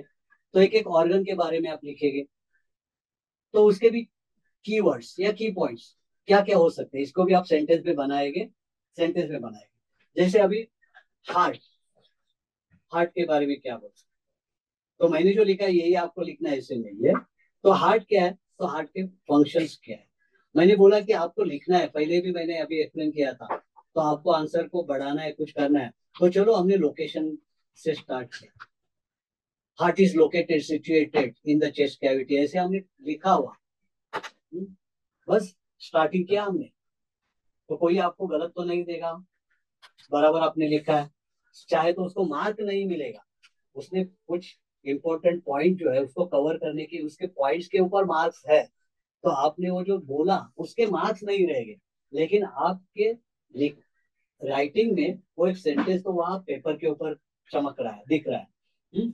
भले उसको मार्क्स नहीं मिलेंगे, क्योंकि काउंट करने वाले क्या करेंगे, तो क्या कहे, गवर्न ब्लड, इसको मार्क दे देंगे। गवर्न ब्लड, ये शब्द आ रहा है, सर्कुलेट ब्लड, हाउसिस शेन, हाँ, कॉम्प्लेक्शन, टंग, ऐसे कुछ शब्दों को देखते देखते वो जाएगा, लेकिन उसको लग रहा है कि ये लिख रहा है, तो जैसे मैंने बोला उसकी लोकेशन को आपने लिखा। क्या बात करने की जरूरत है, मैं पहले ही बोला। और आपने अभी एनाटॉमी फिजियोलॉजी का स्टडी भी किया है, तो ठीक है, एक दो सेंटेंस डाल दिए, क्योंकि ऐसे डर लगता है मैं इतना ही लिखूं तो क्या कैसे मार्क मिलेंगे, तो डाल दिए, चलो अपनी समझदारी, चेक करने वाला उसको मार्क दे या ना दे, आपके पास टाइम भी है तो ठीक है।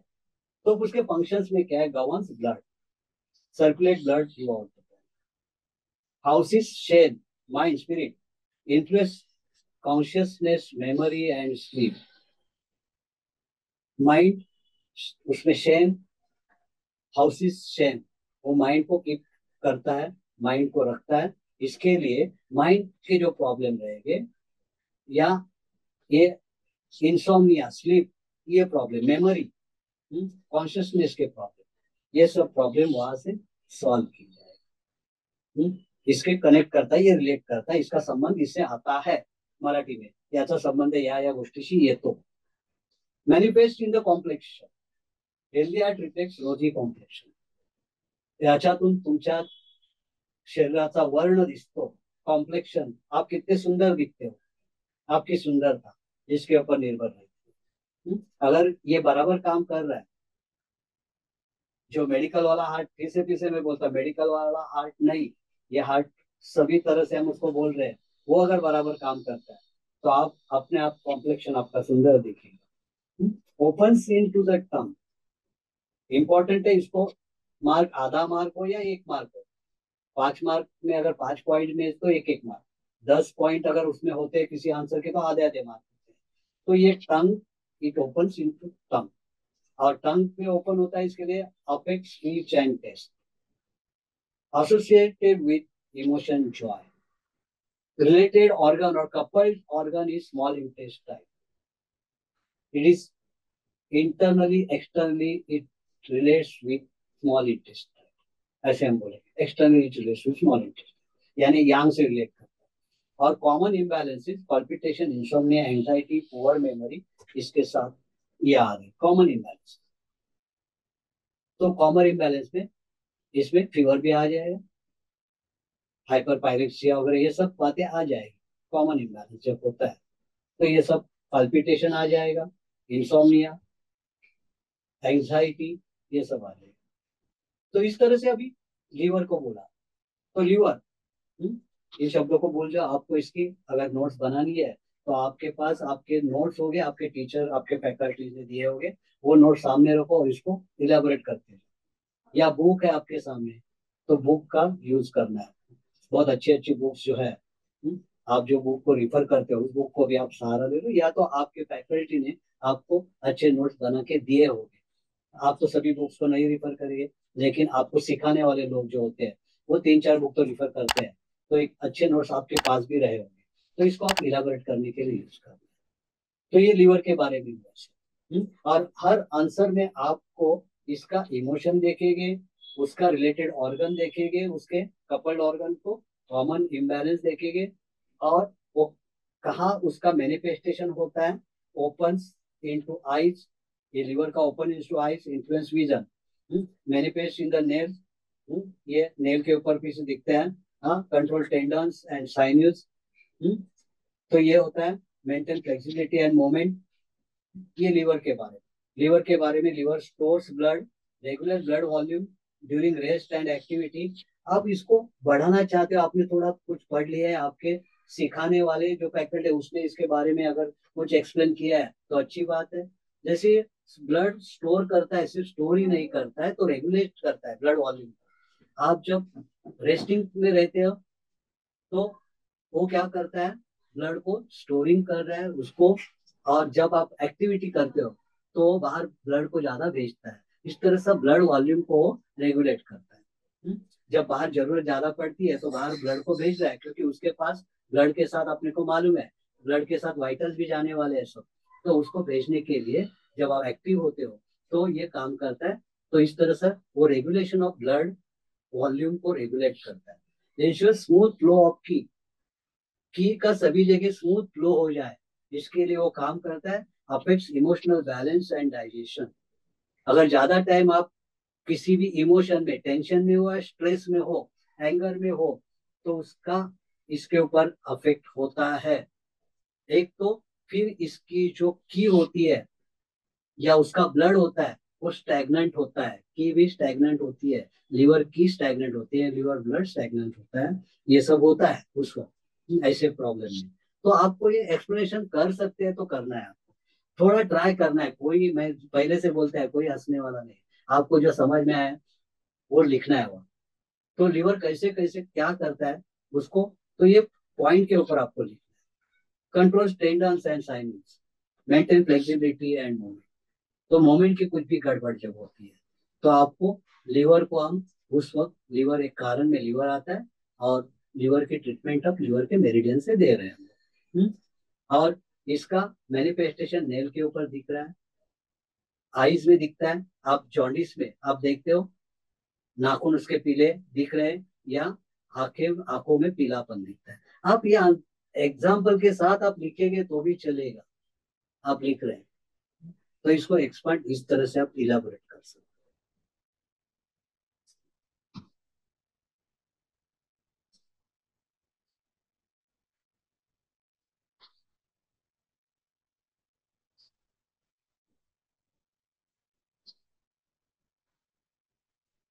अभी स्प्लीन के बारे में, स्प्लीन क्या फंक्शन करती है, तो स्प्लीन क्या कर फंक्शन कर रही है, transformation and transportation, converts food into की एंड ब्लड। तो इसको थोड़ा इलाबोरेट करो, दो एक दो सेंटेंस बना दो इसके। ट्रांसपोर्टेशन, ट्रांसफॉर्मेशन, ये सब फूड का हो रहा है वहाँ, और वो जो की बना रही है फूड की, फिर से वो कहाँ भेजेगी, स्प्लीन, वो असेंडिंग, स्प्लीन की असेंडिंग जाती है, स्टमक की डिसेंडिंग होती है, स्प्लीन असेंडिंग, वो फिर से चेस्ट की तरफ जाएगी। और स्प्लीन की जब गड़बड़ होती है, स्प्लीन की, उसकी ची की या की गड़बड़ होती है तो डिसेंडिंग हो जाती है, तब डायरिया होता है। तो ये आपको आपके टीचर ने एक्सप्लेन किया होगा, इसमें जोड़ दो इन सब बातों को, जब डायरिया होता है। और तो इसको, ये असेंडिंग होती है, इसकी नेचुरल की असेंडिंग है, ये कंट्रोल ब्लड की, ब्लड विद इन वेसल्स। अभी जैसे ब्लड कभी भी एक्स्ट्रा वेसेशन बोलते हैं, हाँ, तो क्या होता है, ब्लड बाहर निकलता है ब्लड वेसल से, या कहीं से भी कुछ बातें जब बाहर निकलती है, जैसे प्रोलैप्स होता है, रेक्टल प्रोलैप्स, यूटेराइन प्रोलैप्स, ऐसे प्रोलैप्स, कोई अंग का खिसक जाना, या ब्लड का ओजिंग होना, बाहर निकलना, ब्लड इंटरस्टिशियल फ्लूइड में जमा हो जाना, इंटर, तो ये सब बातें, इसको जिम्मेदार, इसका कारण स्प्लीन होता है, क्योंकि स्प्लीन का काम क्या है, तो स्प्लीन का ट्रांसफॉर्मेशन ट्रांसपोर्टेशन के साथ होल्डिंग का काम भी है, HOLDING, होल्डिंग का काम है, सभी चीजों को होल्ड करके रखना, क्योंकि स्प्लीन का एलिमेंट कौन सा है, अर्थ एलिमेंट, अर्थ सब बातों को होल्ड करके रखती है, तो स्प्लीन का काम। तो हमने इसको देखा कि इसका एक काम होल्डिंग का है, तो ये जैसे ट्रांसफॉर्मेशन ट्रांसपोर्टेशन, उसके साथ इसका एक काम जो है होल्डिंग का है। इधर मैंने इधर इधर दिया नहीं है, तो होल्डिंग का काम है, मॉइस्चरिंग का काम है, मॉइस्चरिंग का काम है, ये भी अपने पास ये वर्ड होने चाहिए, होल्डिंग मॉइस्चरिंग ये होना चाहिए। हाँ, तो ये एक हो गया ट्रांसफॉर्मेशन ट्रांसपोर्टेशन, ये शब्द आपको मिल गया, कन्वर्ट्स फूड इनटू की एंड ब्लड, ये हो गया, ये मिल गया आपको शब्द। हाँ, controls blood, keep blood with in vessel, keep blood with in vessel, holding इसको बोलते हैं, होल्डिंग, ब्लड को होल्ड कर रहा है वेसल के अंदर। अगर इसकी ये डेफिशिएंट हो गया तो ब्लड अंदर, ब्लड वेसल के अंदर होल्ड नहीं होगा। तो जैसे, हाँ, परफ्यूरा जैसे जो लेते हैं, तो वो जो डिसीज होती है स्किन की, स्किन में वो दिखता है कि पैचेस आते हैं स्किन के ऊपर, हाँ, अंदर से ब्लड ओजेस होता है, थ्रोम्बोसाइटोपेनिक परफ्यूरा। सो ये ऐसे, या आपके वेरिकोज वेन्स वगैरह इसमें दिख रहा है, तो इसमें भी इसका काम, इसका कोई रोल होता है, स्प्लीन का रोल होता है। स्प्लीन उसमें एक कारण के तौर पे, स्प्लीन की हाँ एनर्जी कारण होती है। तो ये होता है diminishes, dominates muscle and limbs, provide strength and tone, strength and tone. इसको भी, इससे क्योंकि अर्थ एलिमेंट है, strength and tone. Opens into mouth, apex taste and saliva, opens into mouth. हर एक ऑर्गन के बारे में लिखे लिखने को जाएंगे तो कहाँ ओपन है वो शब्द आपको आना ही चाहिए, वो मालूम ही है। तो ये हो गया। Manifest in the lips indicates clean health.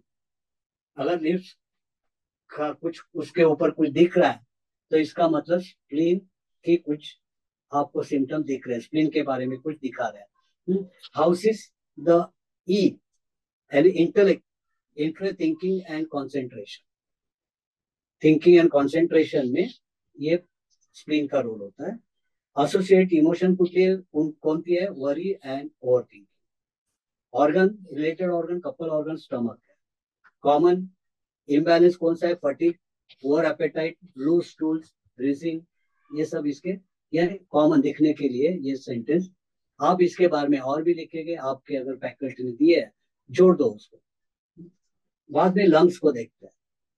तो लंग्स हर, इसमें हम क्या करेंगे, इसमें मैंने लोकेशन लिखा नहीं है, लेकिन आप लोकेशन की एक सेंटेंस डाल सकते हैं, कहाँ है लंग। तो ये आप लोकेशन में हर इसका लोकेशन आप डाल सकते हैं। स्प्लीन कहाँ है, स्प्लीन कहाँ है, तो एब्डोमेन में बिलो डायफ्राम मालूम है आपको, लेफ्ट साइड में, लेफ्ट हाइपोकॉन्ट्रिया, लेफ्ट एपिगैस्ट्रियम में वो आती है। ये आपको लिखना है, आपके पास है थोड़ा एनाटॉमी का नॉलेज तो आपके पास आती है, वो लिखेंगे।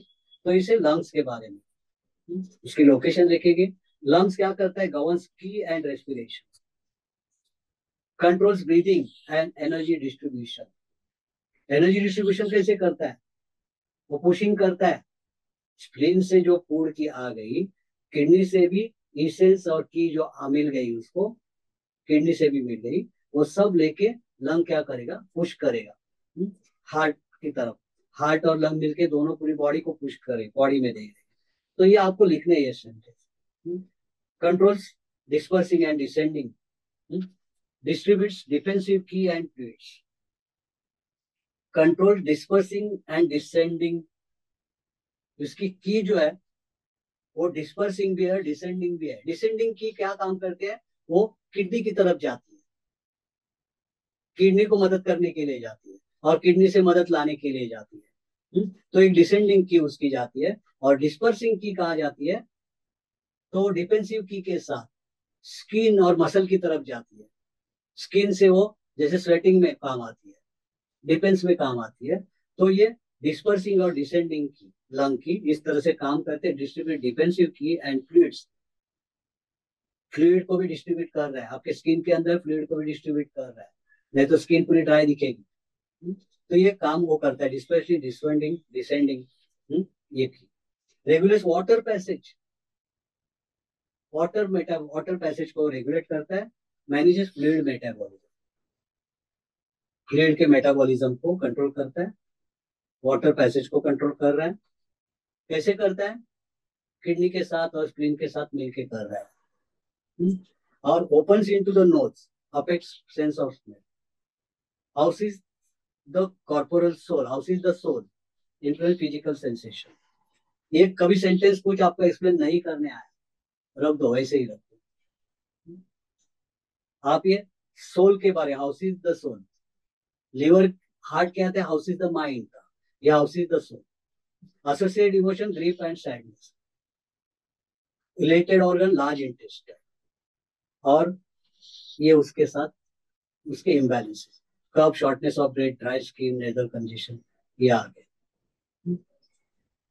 जब इसके कोई डिसीज के बारे में आपको लिखना है तो आपको अगर उसकी मेरिडियन का पता है थोड़ा भी, कि मेरिडियन कहाँ से कहाँ तक दिखती है, तो मेरिडियन के रास्ते पे आने वाले भी कोई डिसीज रहेंगे उसके भी आप नाम लिखते हैं, आपको अगर मालूम है, अभी सीखा होगा तो आपका आंसर बढ़ जाएगा। आपने देखे होंगे मेरिडियन, आप में से बहुत सारे लोग ऐसे कि जो काम कर रहे हैं, एज एक्यूपंक्चरिस्ट भी काम कर रहे हैं, तो वो तो इसमें और भी बढ़ाएंगे उसमें। अभी किडनीज, किडनी के लिए वैसे देखा जाए, किडनी स्प्लीन इनके 10 मार्क के भी क्वेश्चन हो सकते हैं, स्प्लीन का भी 10 मार्क का हो सकता है, किडनी का भी 10 मार्क का क्वेश्चन आ सकता है, 5 मार्क का भी आ सकता है, 10 मार्क का। ऑर्गन का, जैसे मैंने बोला कि ऑर्गन का 10 मार्क का अगर क्वेश्चन आता है तो उसके बारे में आपको सब कुछ लिखना पड़ेगा। लेकिन ऐसे नहीं लगता है कि आपको ऑर्गन का 10 मार्क का क्वेश्चन देंगे, ओवरऑल दे देंगे, क्योंकि ऑर्गन का 10 मार्क का लिखते हैं तो 10 मार्क की ये सब जो आप लिख रहे हैं इसको आपको इलेबोरेट करना पड़ेगा, कैसे, क्या क्या। समझो किडनी के बारे में ओवरऑल आपको जो मालूम है वो रूट ऑफ लाइफ है, लेकिन वो क्या करते हैं, स्टोर्स इसेंस, और इसेंस क्या करता है, ग्रोथ, रिप्रोडक्शन और एजिंग में काम आता है। तो अगर किडनी का 10 मार्क का क्वेश्चन जब आता है तो इसको आप इलेबोरेट करेंगे इसको।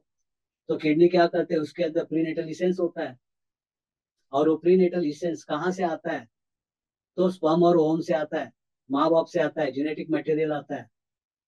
तो जब 10 मार्क का क्वेश्चन है तो इसको सब आप उतना इलेबोरेट करते करते जाए, हो सकता है शॉर्ट 5 मार्क 6 मार्क का है तो उसमें थोड़े आप सेंटेंस बढ़ाएंगे, दे देंगे और करेंगे।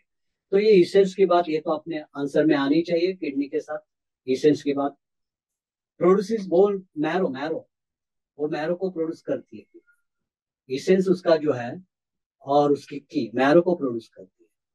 और मैरो क्या करता है बाद में, बोन मैरो पैदा करता है, बोन मैरो का रिप्रोडक्शन करता है, और उसके साथ फिर ब्रेन का मैरो तैयार हो जाता है, स्पाइनल कॉर्ड में मैरो तैयार हो जाता है, बोन मैरो तैयार हो जाता है। तो प्रोड्यूसिस मैरो, ये मेन काम है, इसेंस स्टोर इसेंस एक काम, प्रोड्यूसिस मैरो ये दूसरा काम। Governs water metabolism, water metabolism और बॉडी फ्लूइड को रेगुलेट करता है, कंट्रोल्स रिसेप्शन ऑफ की को रिसीव करता है वो, किडनी की को रिसीव करते हैं, प्रीनेटल एनर्जी, प्रीनेटल की भी उसके साथ, प्रीनेटल एनर्जी इसेंस है उसके साथ, उसमें की भी, की लंग से जो आती है वो ले रही है, रिसीविंग की, रिसेप्शन ऑफ की, assist lungs in inhalation, inhalation, inhalation में जो लंग के साथ जो की आ रही है की, उसको रिसीव करता है, इनहेलेशन को मदद करती है। Open in to the ears, तो हियरिंग में अफेक्ट होता है। मैनिफेस्टेशन हेड ईयर, तो स्काल्प होना, बाल्ड होना, इसके कारण रिप्लेस किडनी हेल्थ। तो अगर बाल गिर रहे, पक रहे जल्दी, बालों की जो समस्या है, replace kidney health. Houses zhi, will power को रिप्रेजेंट कर रहे, influence determination and focus. Associated emotion fear है, रिलेटेड कपल ऑर्गन उसका यूरिनरी ब्लैडर, और ये tinnitus, lower back pain, infertility, premature aging, bone के डिसीज, या पेनिंग, ये सब इसके साथ जुड़ी हुई है। तो ये हो गया किडनी के लिए। आप बहुत सारा कुछ 10 मार्क का भी हो सकता है, स्प्लीन भी 10 मार्क की भी हो सकती है, लंग 10 मार्क का भी हो सकता है। तो इसके लिए आपने अगर इसको सही तरह से समझा है तो आप कैसे भी लिखे, 10 मार्क का बोले तो 10 मार्क का, जो चाहे हो, हम्म, सब कुछ अपने पास है। तो ये हो गया। अभी फू ऑर्गन्स, फू ऑर्गन्स, हॉलो ऑर्गन्स। अभी फू ऑर्गन्स के बारे में ज्यादा कुछ इतना ये नहीं है, और मेरे को लगता है आप भी कुछ कर सकते हैं इसके बारे में, क्योंकि ज्यादा जैसे छैंग ऑर्गन में हर एक का जो इसेंस, वाइटल्स, वाइटल्स और 5 एलिमेंट, इसके जरिए उसका बहुत सारा कुछ उसमें लॉजिक बैठा है उधर। ये तो ऑपरेटर लोग हैं, यहाँ स्मॉल इंटेस्ट है, ये जो हॉलो ऑर्गन है ये सब ऑपरेटिंग, तो इसकी ज्यादा कुछ प्रॉब्लम्स इसके नहीं है। तो इसके फंक्शंस क्या है, अभी स्मॉल इंटेस्ट है, फंक्शन क्या है, ये हॉलो ऑर्गन जो है small intestine, clear, separate clear from turbid, absorbs nutrients and direct waste. Small intestine क्या करता है, स्टमक, स्टमक क्या करता है, फूड की स्प्लीन के पास तो भेज रहा है, और स्प्लीन क्या करते हैं फिर ऊपर वहां जो इसको स्टमक को मदद, स्टमक क्या करता है बाद में बचा कुचा जो है उसको आगे स्मॉल इंटेस्टाइन के पास भेज देता है, स्मॉल इंटेस्टाइन को भेजता है। तो उसके पास एक फ्लूइड भी होता है, एक फ्लूइड होता है, फ्लूइड को उसने आगे भेज दिया, स्मॉल इंटेस्टाइन, स्मॉल इंटेस्टाइन उसमें से कुछ लेके आगे एलआई को भेजता है। तो ये फ्लूइड पार्ट एलआई के पास भी जाता है, और एलआई उसमें से जो अपना प्योर फॉर्म ऑफ फ्लूइड जो है, जो बॉडी को जो है वो ले लेगा उसमें से भी, और बाकी का बाहर वेस्ट भेजेगा वहाँ। ये एक एक ये रूट मैंने बताया, इस तरह का दूसरा भी रूट है जो फ्लूइड का, स्प्लीन किडनी के पास भेज रही है, और लंग भी एक फ्लूइड को भेज रहा है किडनी के पास, वहाँ किडनी भी क्या करते हैं, वो फ्लूइड को कन्वर्ट करते हैं, फिर प्योर और इम्प्योर में, प्योर होता है वो फिर बॉडी के अंदर देती है, और इम्प्योर आगे यूरिनरी ब्लैडर के पास भेजती है, और यूरिनरी ब्लैडर उसको एक्सिट करती है। तो ये रूट होते हैं फ्लूइड के अंदर, आपने सीखे होंगे तो। तो इसमें तो ये क्या करता है, सेपरेट्स क्लियर फ्रॉम टर्बिड। ये ऐसा क्या करता है, क्लियर जो फ्लूइड है उसको सेपरेट करता है टर्बिड से, और टर्बिड आगे भेज देता है, किधर, एलआई के पास भेजेगा, और क्लियर जो है उसके साथ एब्जॉर्ब न्यूट्रिएंट्स, और बाकी क्या कर टर्बिड के साथ ये वेस्ट भेजा, आगे भेजा जाता है फ्लूइड को। Transport waste to the large intestine and fluids to the bladder. Large intestine के पास, और किधर जाएगा, ब्लैडर के पास। Common imbalance abdominal pain, diarrhoea, urinary issues, ये हो गए। क्योंकि यूरिन वहाँ एक्सीटर काम कर रहा है, यूरिनरी डायरिया।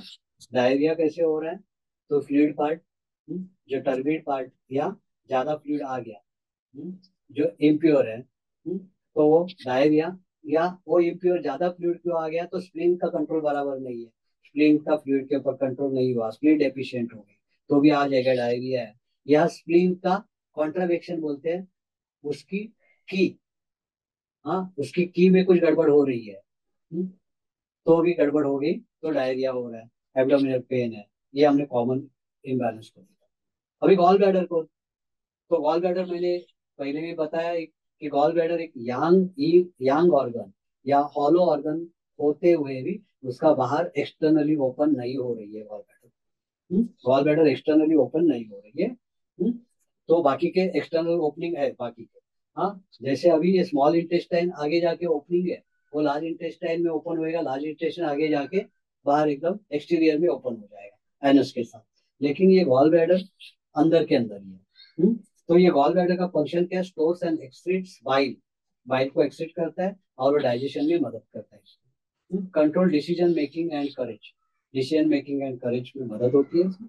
यूनिक एस्पेक्ट क्या है, दो फू organ stores fewer substance bile, बाकी के फू ऑर्गन प्योर सब्सटेंस को स्टोर नहीं करते हैं, स्टोर करने के लिए उसके कपल के साथ कपल ऑर्गन में भेजते हैं, इन ऑर्गन में भेजते हैं। तो ये मात्र एक में वैसे है कि जो क्या करता है, स्टोर्स प्योर सब्सटेंस, बाकी के hollow organ store pure substance को स्टोर नहीं कर रहे, स्टोर करने के लिए वो इन ऑर्गन को देते हैं। तो एमसीक्यू के लिए अपने साथ एक नया एक ये मिला, अपने को पॉइंट मिला। Common imbalances, indecisiveness, bitter taste in mouth और गॉलस्टोन। ये जो नीचे लिखे ये कितने भी आप लिख सकते हो, अगर आपको इसके बारे में थोड़ा उसकी मालूम है, उसका फंक्शनिंग मालूम है। तो इसके जो जैसे गॉल स्टोन है, गॉल स्टोन क्या है, तो इसमें स्टैग्नेशन आ गया था तो गॉल स्टोन बन गया, फ्लूइड में हो गया स्टैग्नेशन, गॉल स्टोन बन गया। वैसे बाकी के भी प्रॉब्लम आ जाएगी। अगर उसका एंगर है तो एंगर में ब्लड स्टैसिस बोलते हैं, ब्लड रुक गया हुआ, एंगर बन गया है, तो ये सब आप बता सकते हैं इसको। अभी स्टमक, स्टमक के अंदर भी, स्टमक क्या करता है, फर्मेंट फूड, रॉटन करता है, राइपन करता है स्टमक, और प्रिपेयर फूड फॉर डाइजेशन के लिए तैयार करता है। कंट्रोल द डिसेंडिंग की, डिसेंडिंग की को कंट्रोल करता है, और उसकी की अगर बदल गई, डिसेंडिंग के बदले असेंडिंग हुई, हुई कॉन्ट्रैक्शन बोलते हैं, वो हो गया तो वॉमिटिंग हो जाएगा। मूव फूड डाउनवर्ड, डाउनवर्ड उसको भेजना है, इसके लिए इसकी डिसेंडिंग की होती है, स्टमक की डिसेंडिंग की है, और स्प्लीन की असेंडिंग की है, असेंडिंग है। स्प्लीन की असेंडिंग है क्योंकि उसको फिर से कहाँ आना है, चेस्ट में, कहाँ देना है उसको, जो फूड की उसने कन्वर्ट की है, जो कुछ किया है वो उसको चेस्ट में देना है, हार्ट और लंग के पास, क्योंकि वो डिस्ट्रीब्यूट करे सबको, तो हार्ट और लंग के पास देना है। इसके लिए उसकी जो की है वो असेंडिंग है, और स्टमक की डिसेंडिंग है। तो origin of body fluids, body fluids का ओरिजिन है extract moisture from food, food से वो मॉइस्चर ले रही है। अब स्टमक में पानी भी ले रहे हैं, फूड ले रहे हैं, ये दोनों भी वहां से शुरुआत होती है बॉडी फ्लूइड्स वहां की। Common nausea, vomiting, bloating, poor appetite, ये इसके कॉमन इम्बैलेंसेस है। लार्ज इंटेस्टाइन, फिर से इसका फंक्शन क्या है, receive waste from small intestine, इनमें अपने को ज्यादा लॉजिक नहीं है इसके साथ। एब्जॉर्ब वाटर फ्रॉम फीसेस और common imbalance, constipation, diarrhoea, abdominal pain. वैसे यूरिनरी ब्लैडर, वो भी क्या करते हैं, स्टोर्स एंड एक्सेस यूरिन। ज्यादा कुछ दिमाग लगाने की ये नहीं है। Works with kidneys to regulate water metabolism, water metabolism को रेगुलेट करने के लिए। Frequent urination, incontinence of urine, urinary tract infection, इनके लिए इसके ऊपर हम ट्रीटमेंट देते हैं। सैंजियो ट्रिपल वार्मर और triple burner, triple warmer, triple heater, ऐसे इसके नाम है। आप लिख सकते हैं, 2-4 सेंटेंस लिखना है तो इसमें। तो इसके बारे में थोड़ा आप लिखेंगे। इसके ट्रिपल वार्मर, ये कैविटी से कनेक्टेड है, अंदर की अपर कैविटी, मिडल कैविटी और लोअर कैविटी से कनेक्टेड है। ये सब आपको लिखना है। तो function divided into upper, middle and lower burners और कैविटीज। अपर कैविटी में controls respiration and distribution of fluids, क्योंकि वहां अपर बर्नर में कौन कौन आता है, लंग है, लंग और हार्ट है, लंग हार्ट। तो इसके लिए क्या करता है, तो लंग रेस्पिरेशन और डिस्ट्रीब्यूशन ऑफ फ्लूइड में क्या है, ब्लड का काम जो हार्ट के साथ है, तो हार्ट। तो respiration and distribution of fluids upper burner में। मिडल बर्नर में क्या है, digestive, manage digestion and transformation of food, क्योंकि वह डाइजेस्टिव ऑर्गन आपका लीवर, लीवर है, बाद में कौन है, स्प्लीन, स्प्लीन है, पैंक्रियाज है और स्टमक है, ये सब लोग वहाँ है। तो इसके लिए ये मिडल बर्नर जो है managing digestion and transformation of. फिर लोअर बर्नर, लोअर बर्नर में कौन आएगा, किडनी और यूरिनरी ब्लैडर है। तो वहाँ oversees separation of waste and excretion इसमें काम आ जाएगा। ये लोअर बर्नर। और रिप्रोडक्टिव सिस्टम को मदद मिलेगी वहां से। Reproductive system facilitates movement of qi and fluids throughout the body. Sanjiao क्या करता है, तो की और फ्लूइड्स को थ्रू आउट द बॉडी सभी जगह पहुंचाता है, ट्रिपल वार्मर। और unique aspect as no physical form, उसको कोई फिजिकल फॉर्म नहीं, represent functional division, functional division को रिप्रेजेंट कर रहा है। तो ये हो गया ट्रिपल वार्मर। इसमें मैंने oversees separation of waste and excretion लिखा है, लोअर बर्नर। इसके साथ आप किडनी का ये जो कौन सा है, रिप्रोडक्टिव सिस्टम को असिस्ट करता है, सैंजियो लोअर बर्नर रिप्रोडक्टिव सिस्टम को असिस्ट करता है और वाटर मेटाबॉलिज्म को असिस्ट करता है, ये भी आपको लिखना है। हाँ, इसके साथ एक्सेशन कर रहा है water metabolism, water metabolism, water metabolism को भी असिस्ट करेगा।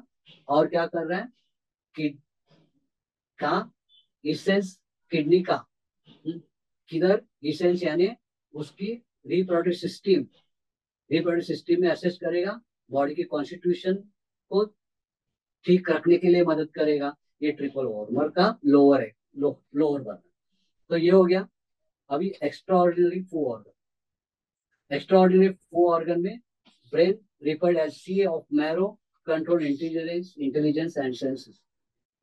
और इसका कनेक्शन किधर है, किडनी के साथ। क्योंकि किडनी क्या करते हैं, मैरो प्रोड्यूस करती है, मैरो बोन मैरो बनाते हैं और उसमें फिर ये ब्रेन का मैरो बन जाता है। तो इसका किडनी के साथ ये कनेक्शन है। ये इसका फायर एलिमेंट से भी कनेक्शन होता है। और किडनी वहाँ वाटर एलिमेंट, वाटर और फायर का कनेक्शन हो गया, एक्सिस बन गया। अभी marrow, marrow nourishes the brain, brain भी ऑर्गन माना गया, वैसे मैरो को भी ऑर्गन माना गया। ये ज्यादा दिखने वाले ऐसे ये नहीं, ऑर्गन के जैसे दिखते नहीं है। इसके क्या होता है, इसकी स्ट्रक्चर और फंक्शन, ये फंक्शनली ये यांग झैंग का काम करते हैं, फंक्शनली झैंग यानी कंटिन्यूअस वर्किंग का काम करते हैं। लेकिन स्ट्रक्चर इसकी फू जैसे है, स्ट्रक्चरली ये फू ऑर्गन जैसे है और फंक्शनली वो झैंग ऑर्गन जैसे। तो ब्रेन फंक्शनली, फंक्शनली क्या कर रहा है ब्रेन, तो फंक्शन कंसिस्टेंटली वर्किंग है, यानी झैंग ऑर्गन का काम कर रहा है ब्रेन। लेकिन स्ट्रक्चर वो कैसे है, फू ऑर्गन के, उसके अंदर लिक्विड जमा होता है, फ्लूइड जमा होता है, सेरिब्रोस्पाइनल फ्लूइड का। हाँ, तो वो स्ट्रक्चरली, स्ट्रक्चरली वो फू बन गया और फंक्शनली कौन बन गया, झैंग ऑर्गन बन गया। ये मैरो, मैरो भी वैसी है, फंक्शनली पूरा लास्ट टिल डेथ काम करेगा। तो फंक्शनली वो झैंग है, स्ट्रक्चरली वो फू है, उसमें भी लिक्विड पार्ट रहने के लिए जगह। Bones support the body, depend on kidney usage for strength.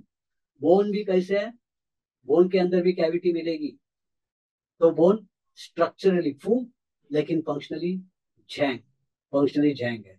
वैसे ब्लड वेसल भी वैसे ही है, स्ट्रक्चरली फू, फंक्शनली झैंग। फंक्शनली झैंग यानी 24 घंटा काम करने वाले झैंग है। गॉल ब्लैडर फंक्शनली झैंग है, काम उसका चालू ही है। हम्म? उसका काम चालू है, ऐसे एक ही टाइम एम्प्टी नहीं कर रही है। एक बाजू में फीलिंग हो रहा है और एम्प्टी हो रहा है, फीलिंग हो रहा है एम्प्टी हो रहा है। स्टमक का वैसे नहीं, फीलिंग हो गया बाद में शांत बैठा, एम्प्टी किया फिर भी शांत बैठा है। इसका वैसे नहीं चलता है, इसका फीलिंग भी होता है और एम्प्टी भी होता है, काम कंटिन्यूस चालू होता है, 24 घंटा काम चालू। इसके लिए गॉल ब्लैडर भी क्या है, गॉल ब्लैडर ये फू ऑर्गन है स्ट्रक्चरली और फंक्शनली झैंग ऑर्गन। यूटरस भी, यूटरस के अंदर भी कैविटी है, हॉलो है, तो फंक्शनली वो क्या है, यूटरस फंक्शनली फू ऑर्गन है, लेकिन फंक्शनली फंक्शनली वो झैंग ऑर्गन है क्योंकि कंटिन्यूस काम कर रहा है, कंटिन्यूस काम करता है। उसके अंदर हाँ हार्मोनल जो साइकिल चल रही है, मेंस्ट्रुअल साइकिल चल रही है, तो उसके अंदर यूटरस के अंदर ब्रेड जमा होना, ब्रेड का स्ट्रक्चर तैयार होना, और मेंस्ट्रुअल अगर ओव्यूलेशन फर्टिलाइजेशन नहीं हुआ है तो ब्रेड को निकाल देना, यानी साइकिल आना, मेंस्ट्रुअल साइकिल। तो वो काम, तो यूटरस भी क्या कर रहा है, दिन रात काम करता है। इसके लिए वो क्या है, स्ट्रक्चरली फू ऑर्गन है क्योंकि हॉलो ऑर्गन है, लेकिन फंक्शनली झैंग ऑर्गन है। यूटरस क्या करता है, regular menstruation, reproduction, influence by kidney, liver and heart. तो इस तरह से हमने ये झैंगफू के बारे में पूरा एक टॉपिक, हमने एक यूनिट कवर किया है। तो ऐसे ही बाकी के यूनिट के लिए आप चाहते हो तो ऐसे कमेंट में भी लिखे, और फोन भी करते हो तो ऐसे ही बाकी के टॉपिक के भी वीडियो हम बना सकते हैं। तो अब तक हमने झैंगफू थ्योरी के बारे में हमने कोई क्लास नहीं लिया है, लेकिन एग्ज़ाम पॉइंट ऑफ व्यू हम कैसे प्रिपरेशन करते हैं इसके हमने ये चर्चा सब की है। अगर आपको अच्छी लगी है तो आपके फ्रेंड सर्कल में भी बाकी के लोगों को भी ये वीडियो के लिए ये करना है, रेकमेंड करना है उसके। और आप अगर कमेंट्स और शेयर करते हैं इसको, तो एक कमेंट्स में भी इंस्पिरेशन मिलता है कि ये काम अपना सही तरह से, और लोग चाहते हैं ये काम को, तो ये हम लोग करते हैं, तो इसका एक इंस्पिरेशन आपकी तरफ से मिलता है। तो आपको इसके बारे में कमेंट भी लिखना है, और आप बाकी की जो टॉपिक्स हैं उसके बारे में भी अगर आप एग्ज़ाम पॉइंट ऑफ व्यू को चाहते हो, यानी सिखाने की बात अलग है, आपको सिखाया तो गया है, अभी आपके कॉलेज में सब पोर्शन हुआ है, लेकिन एग्ज़ाम पॉइंट ऑफ व्यू अगर आप चर्चा चाहते हैं तो आप वैसे भी बता सकते हो, और उसके लिए आप ज़रूर वीडियो करेंगे। Wish you all the best. Thank you.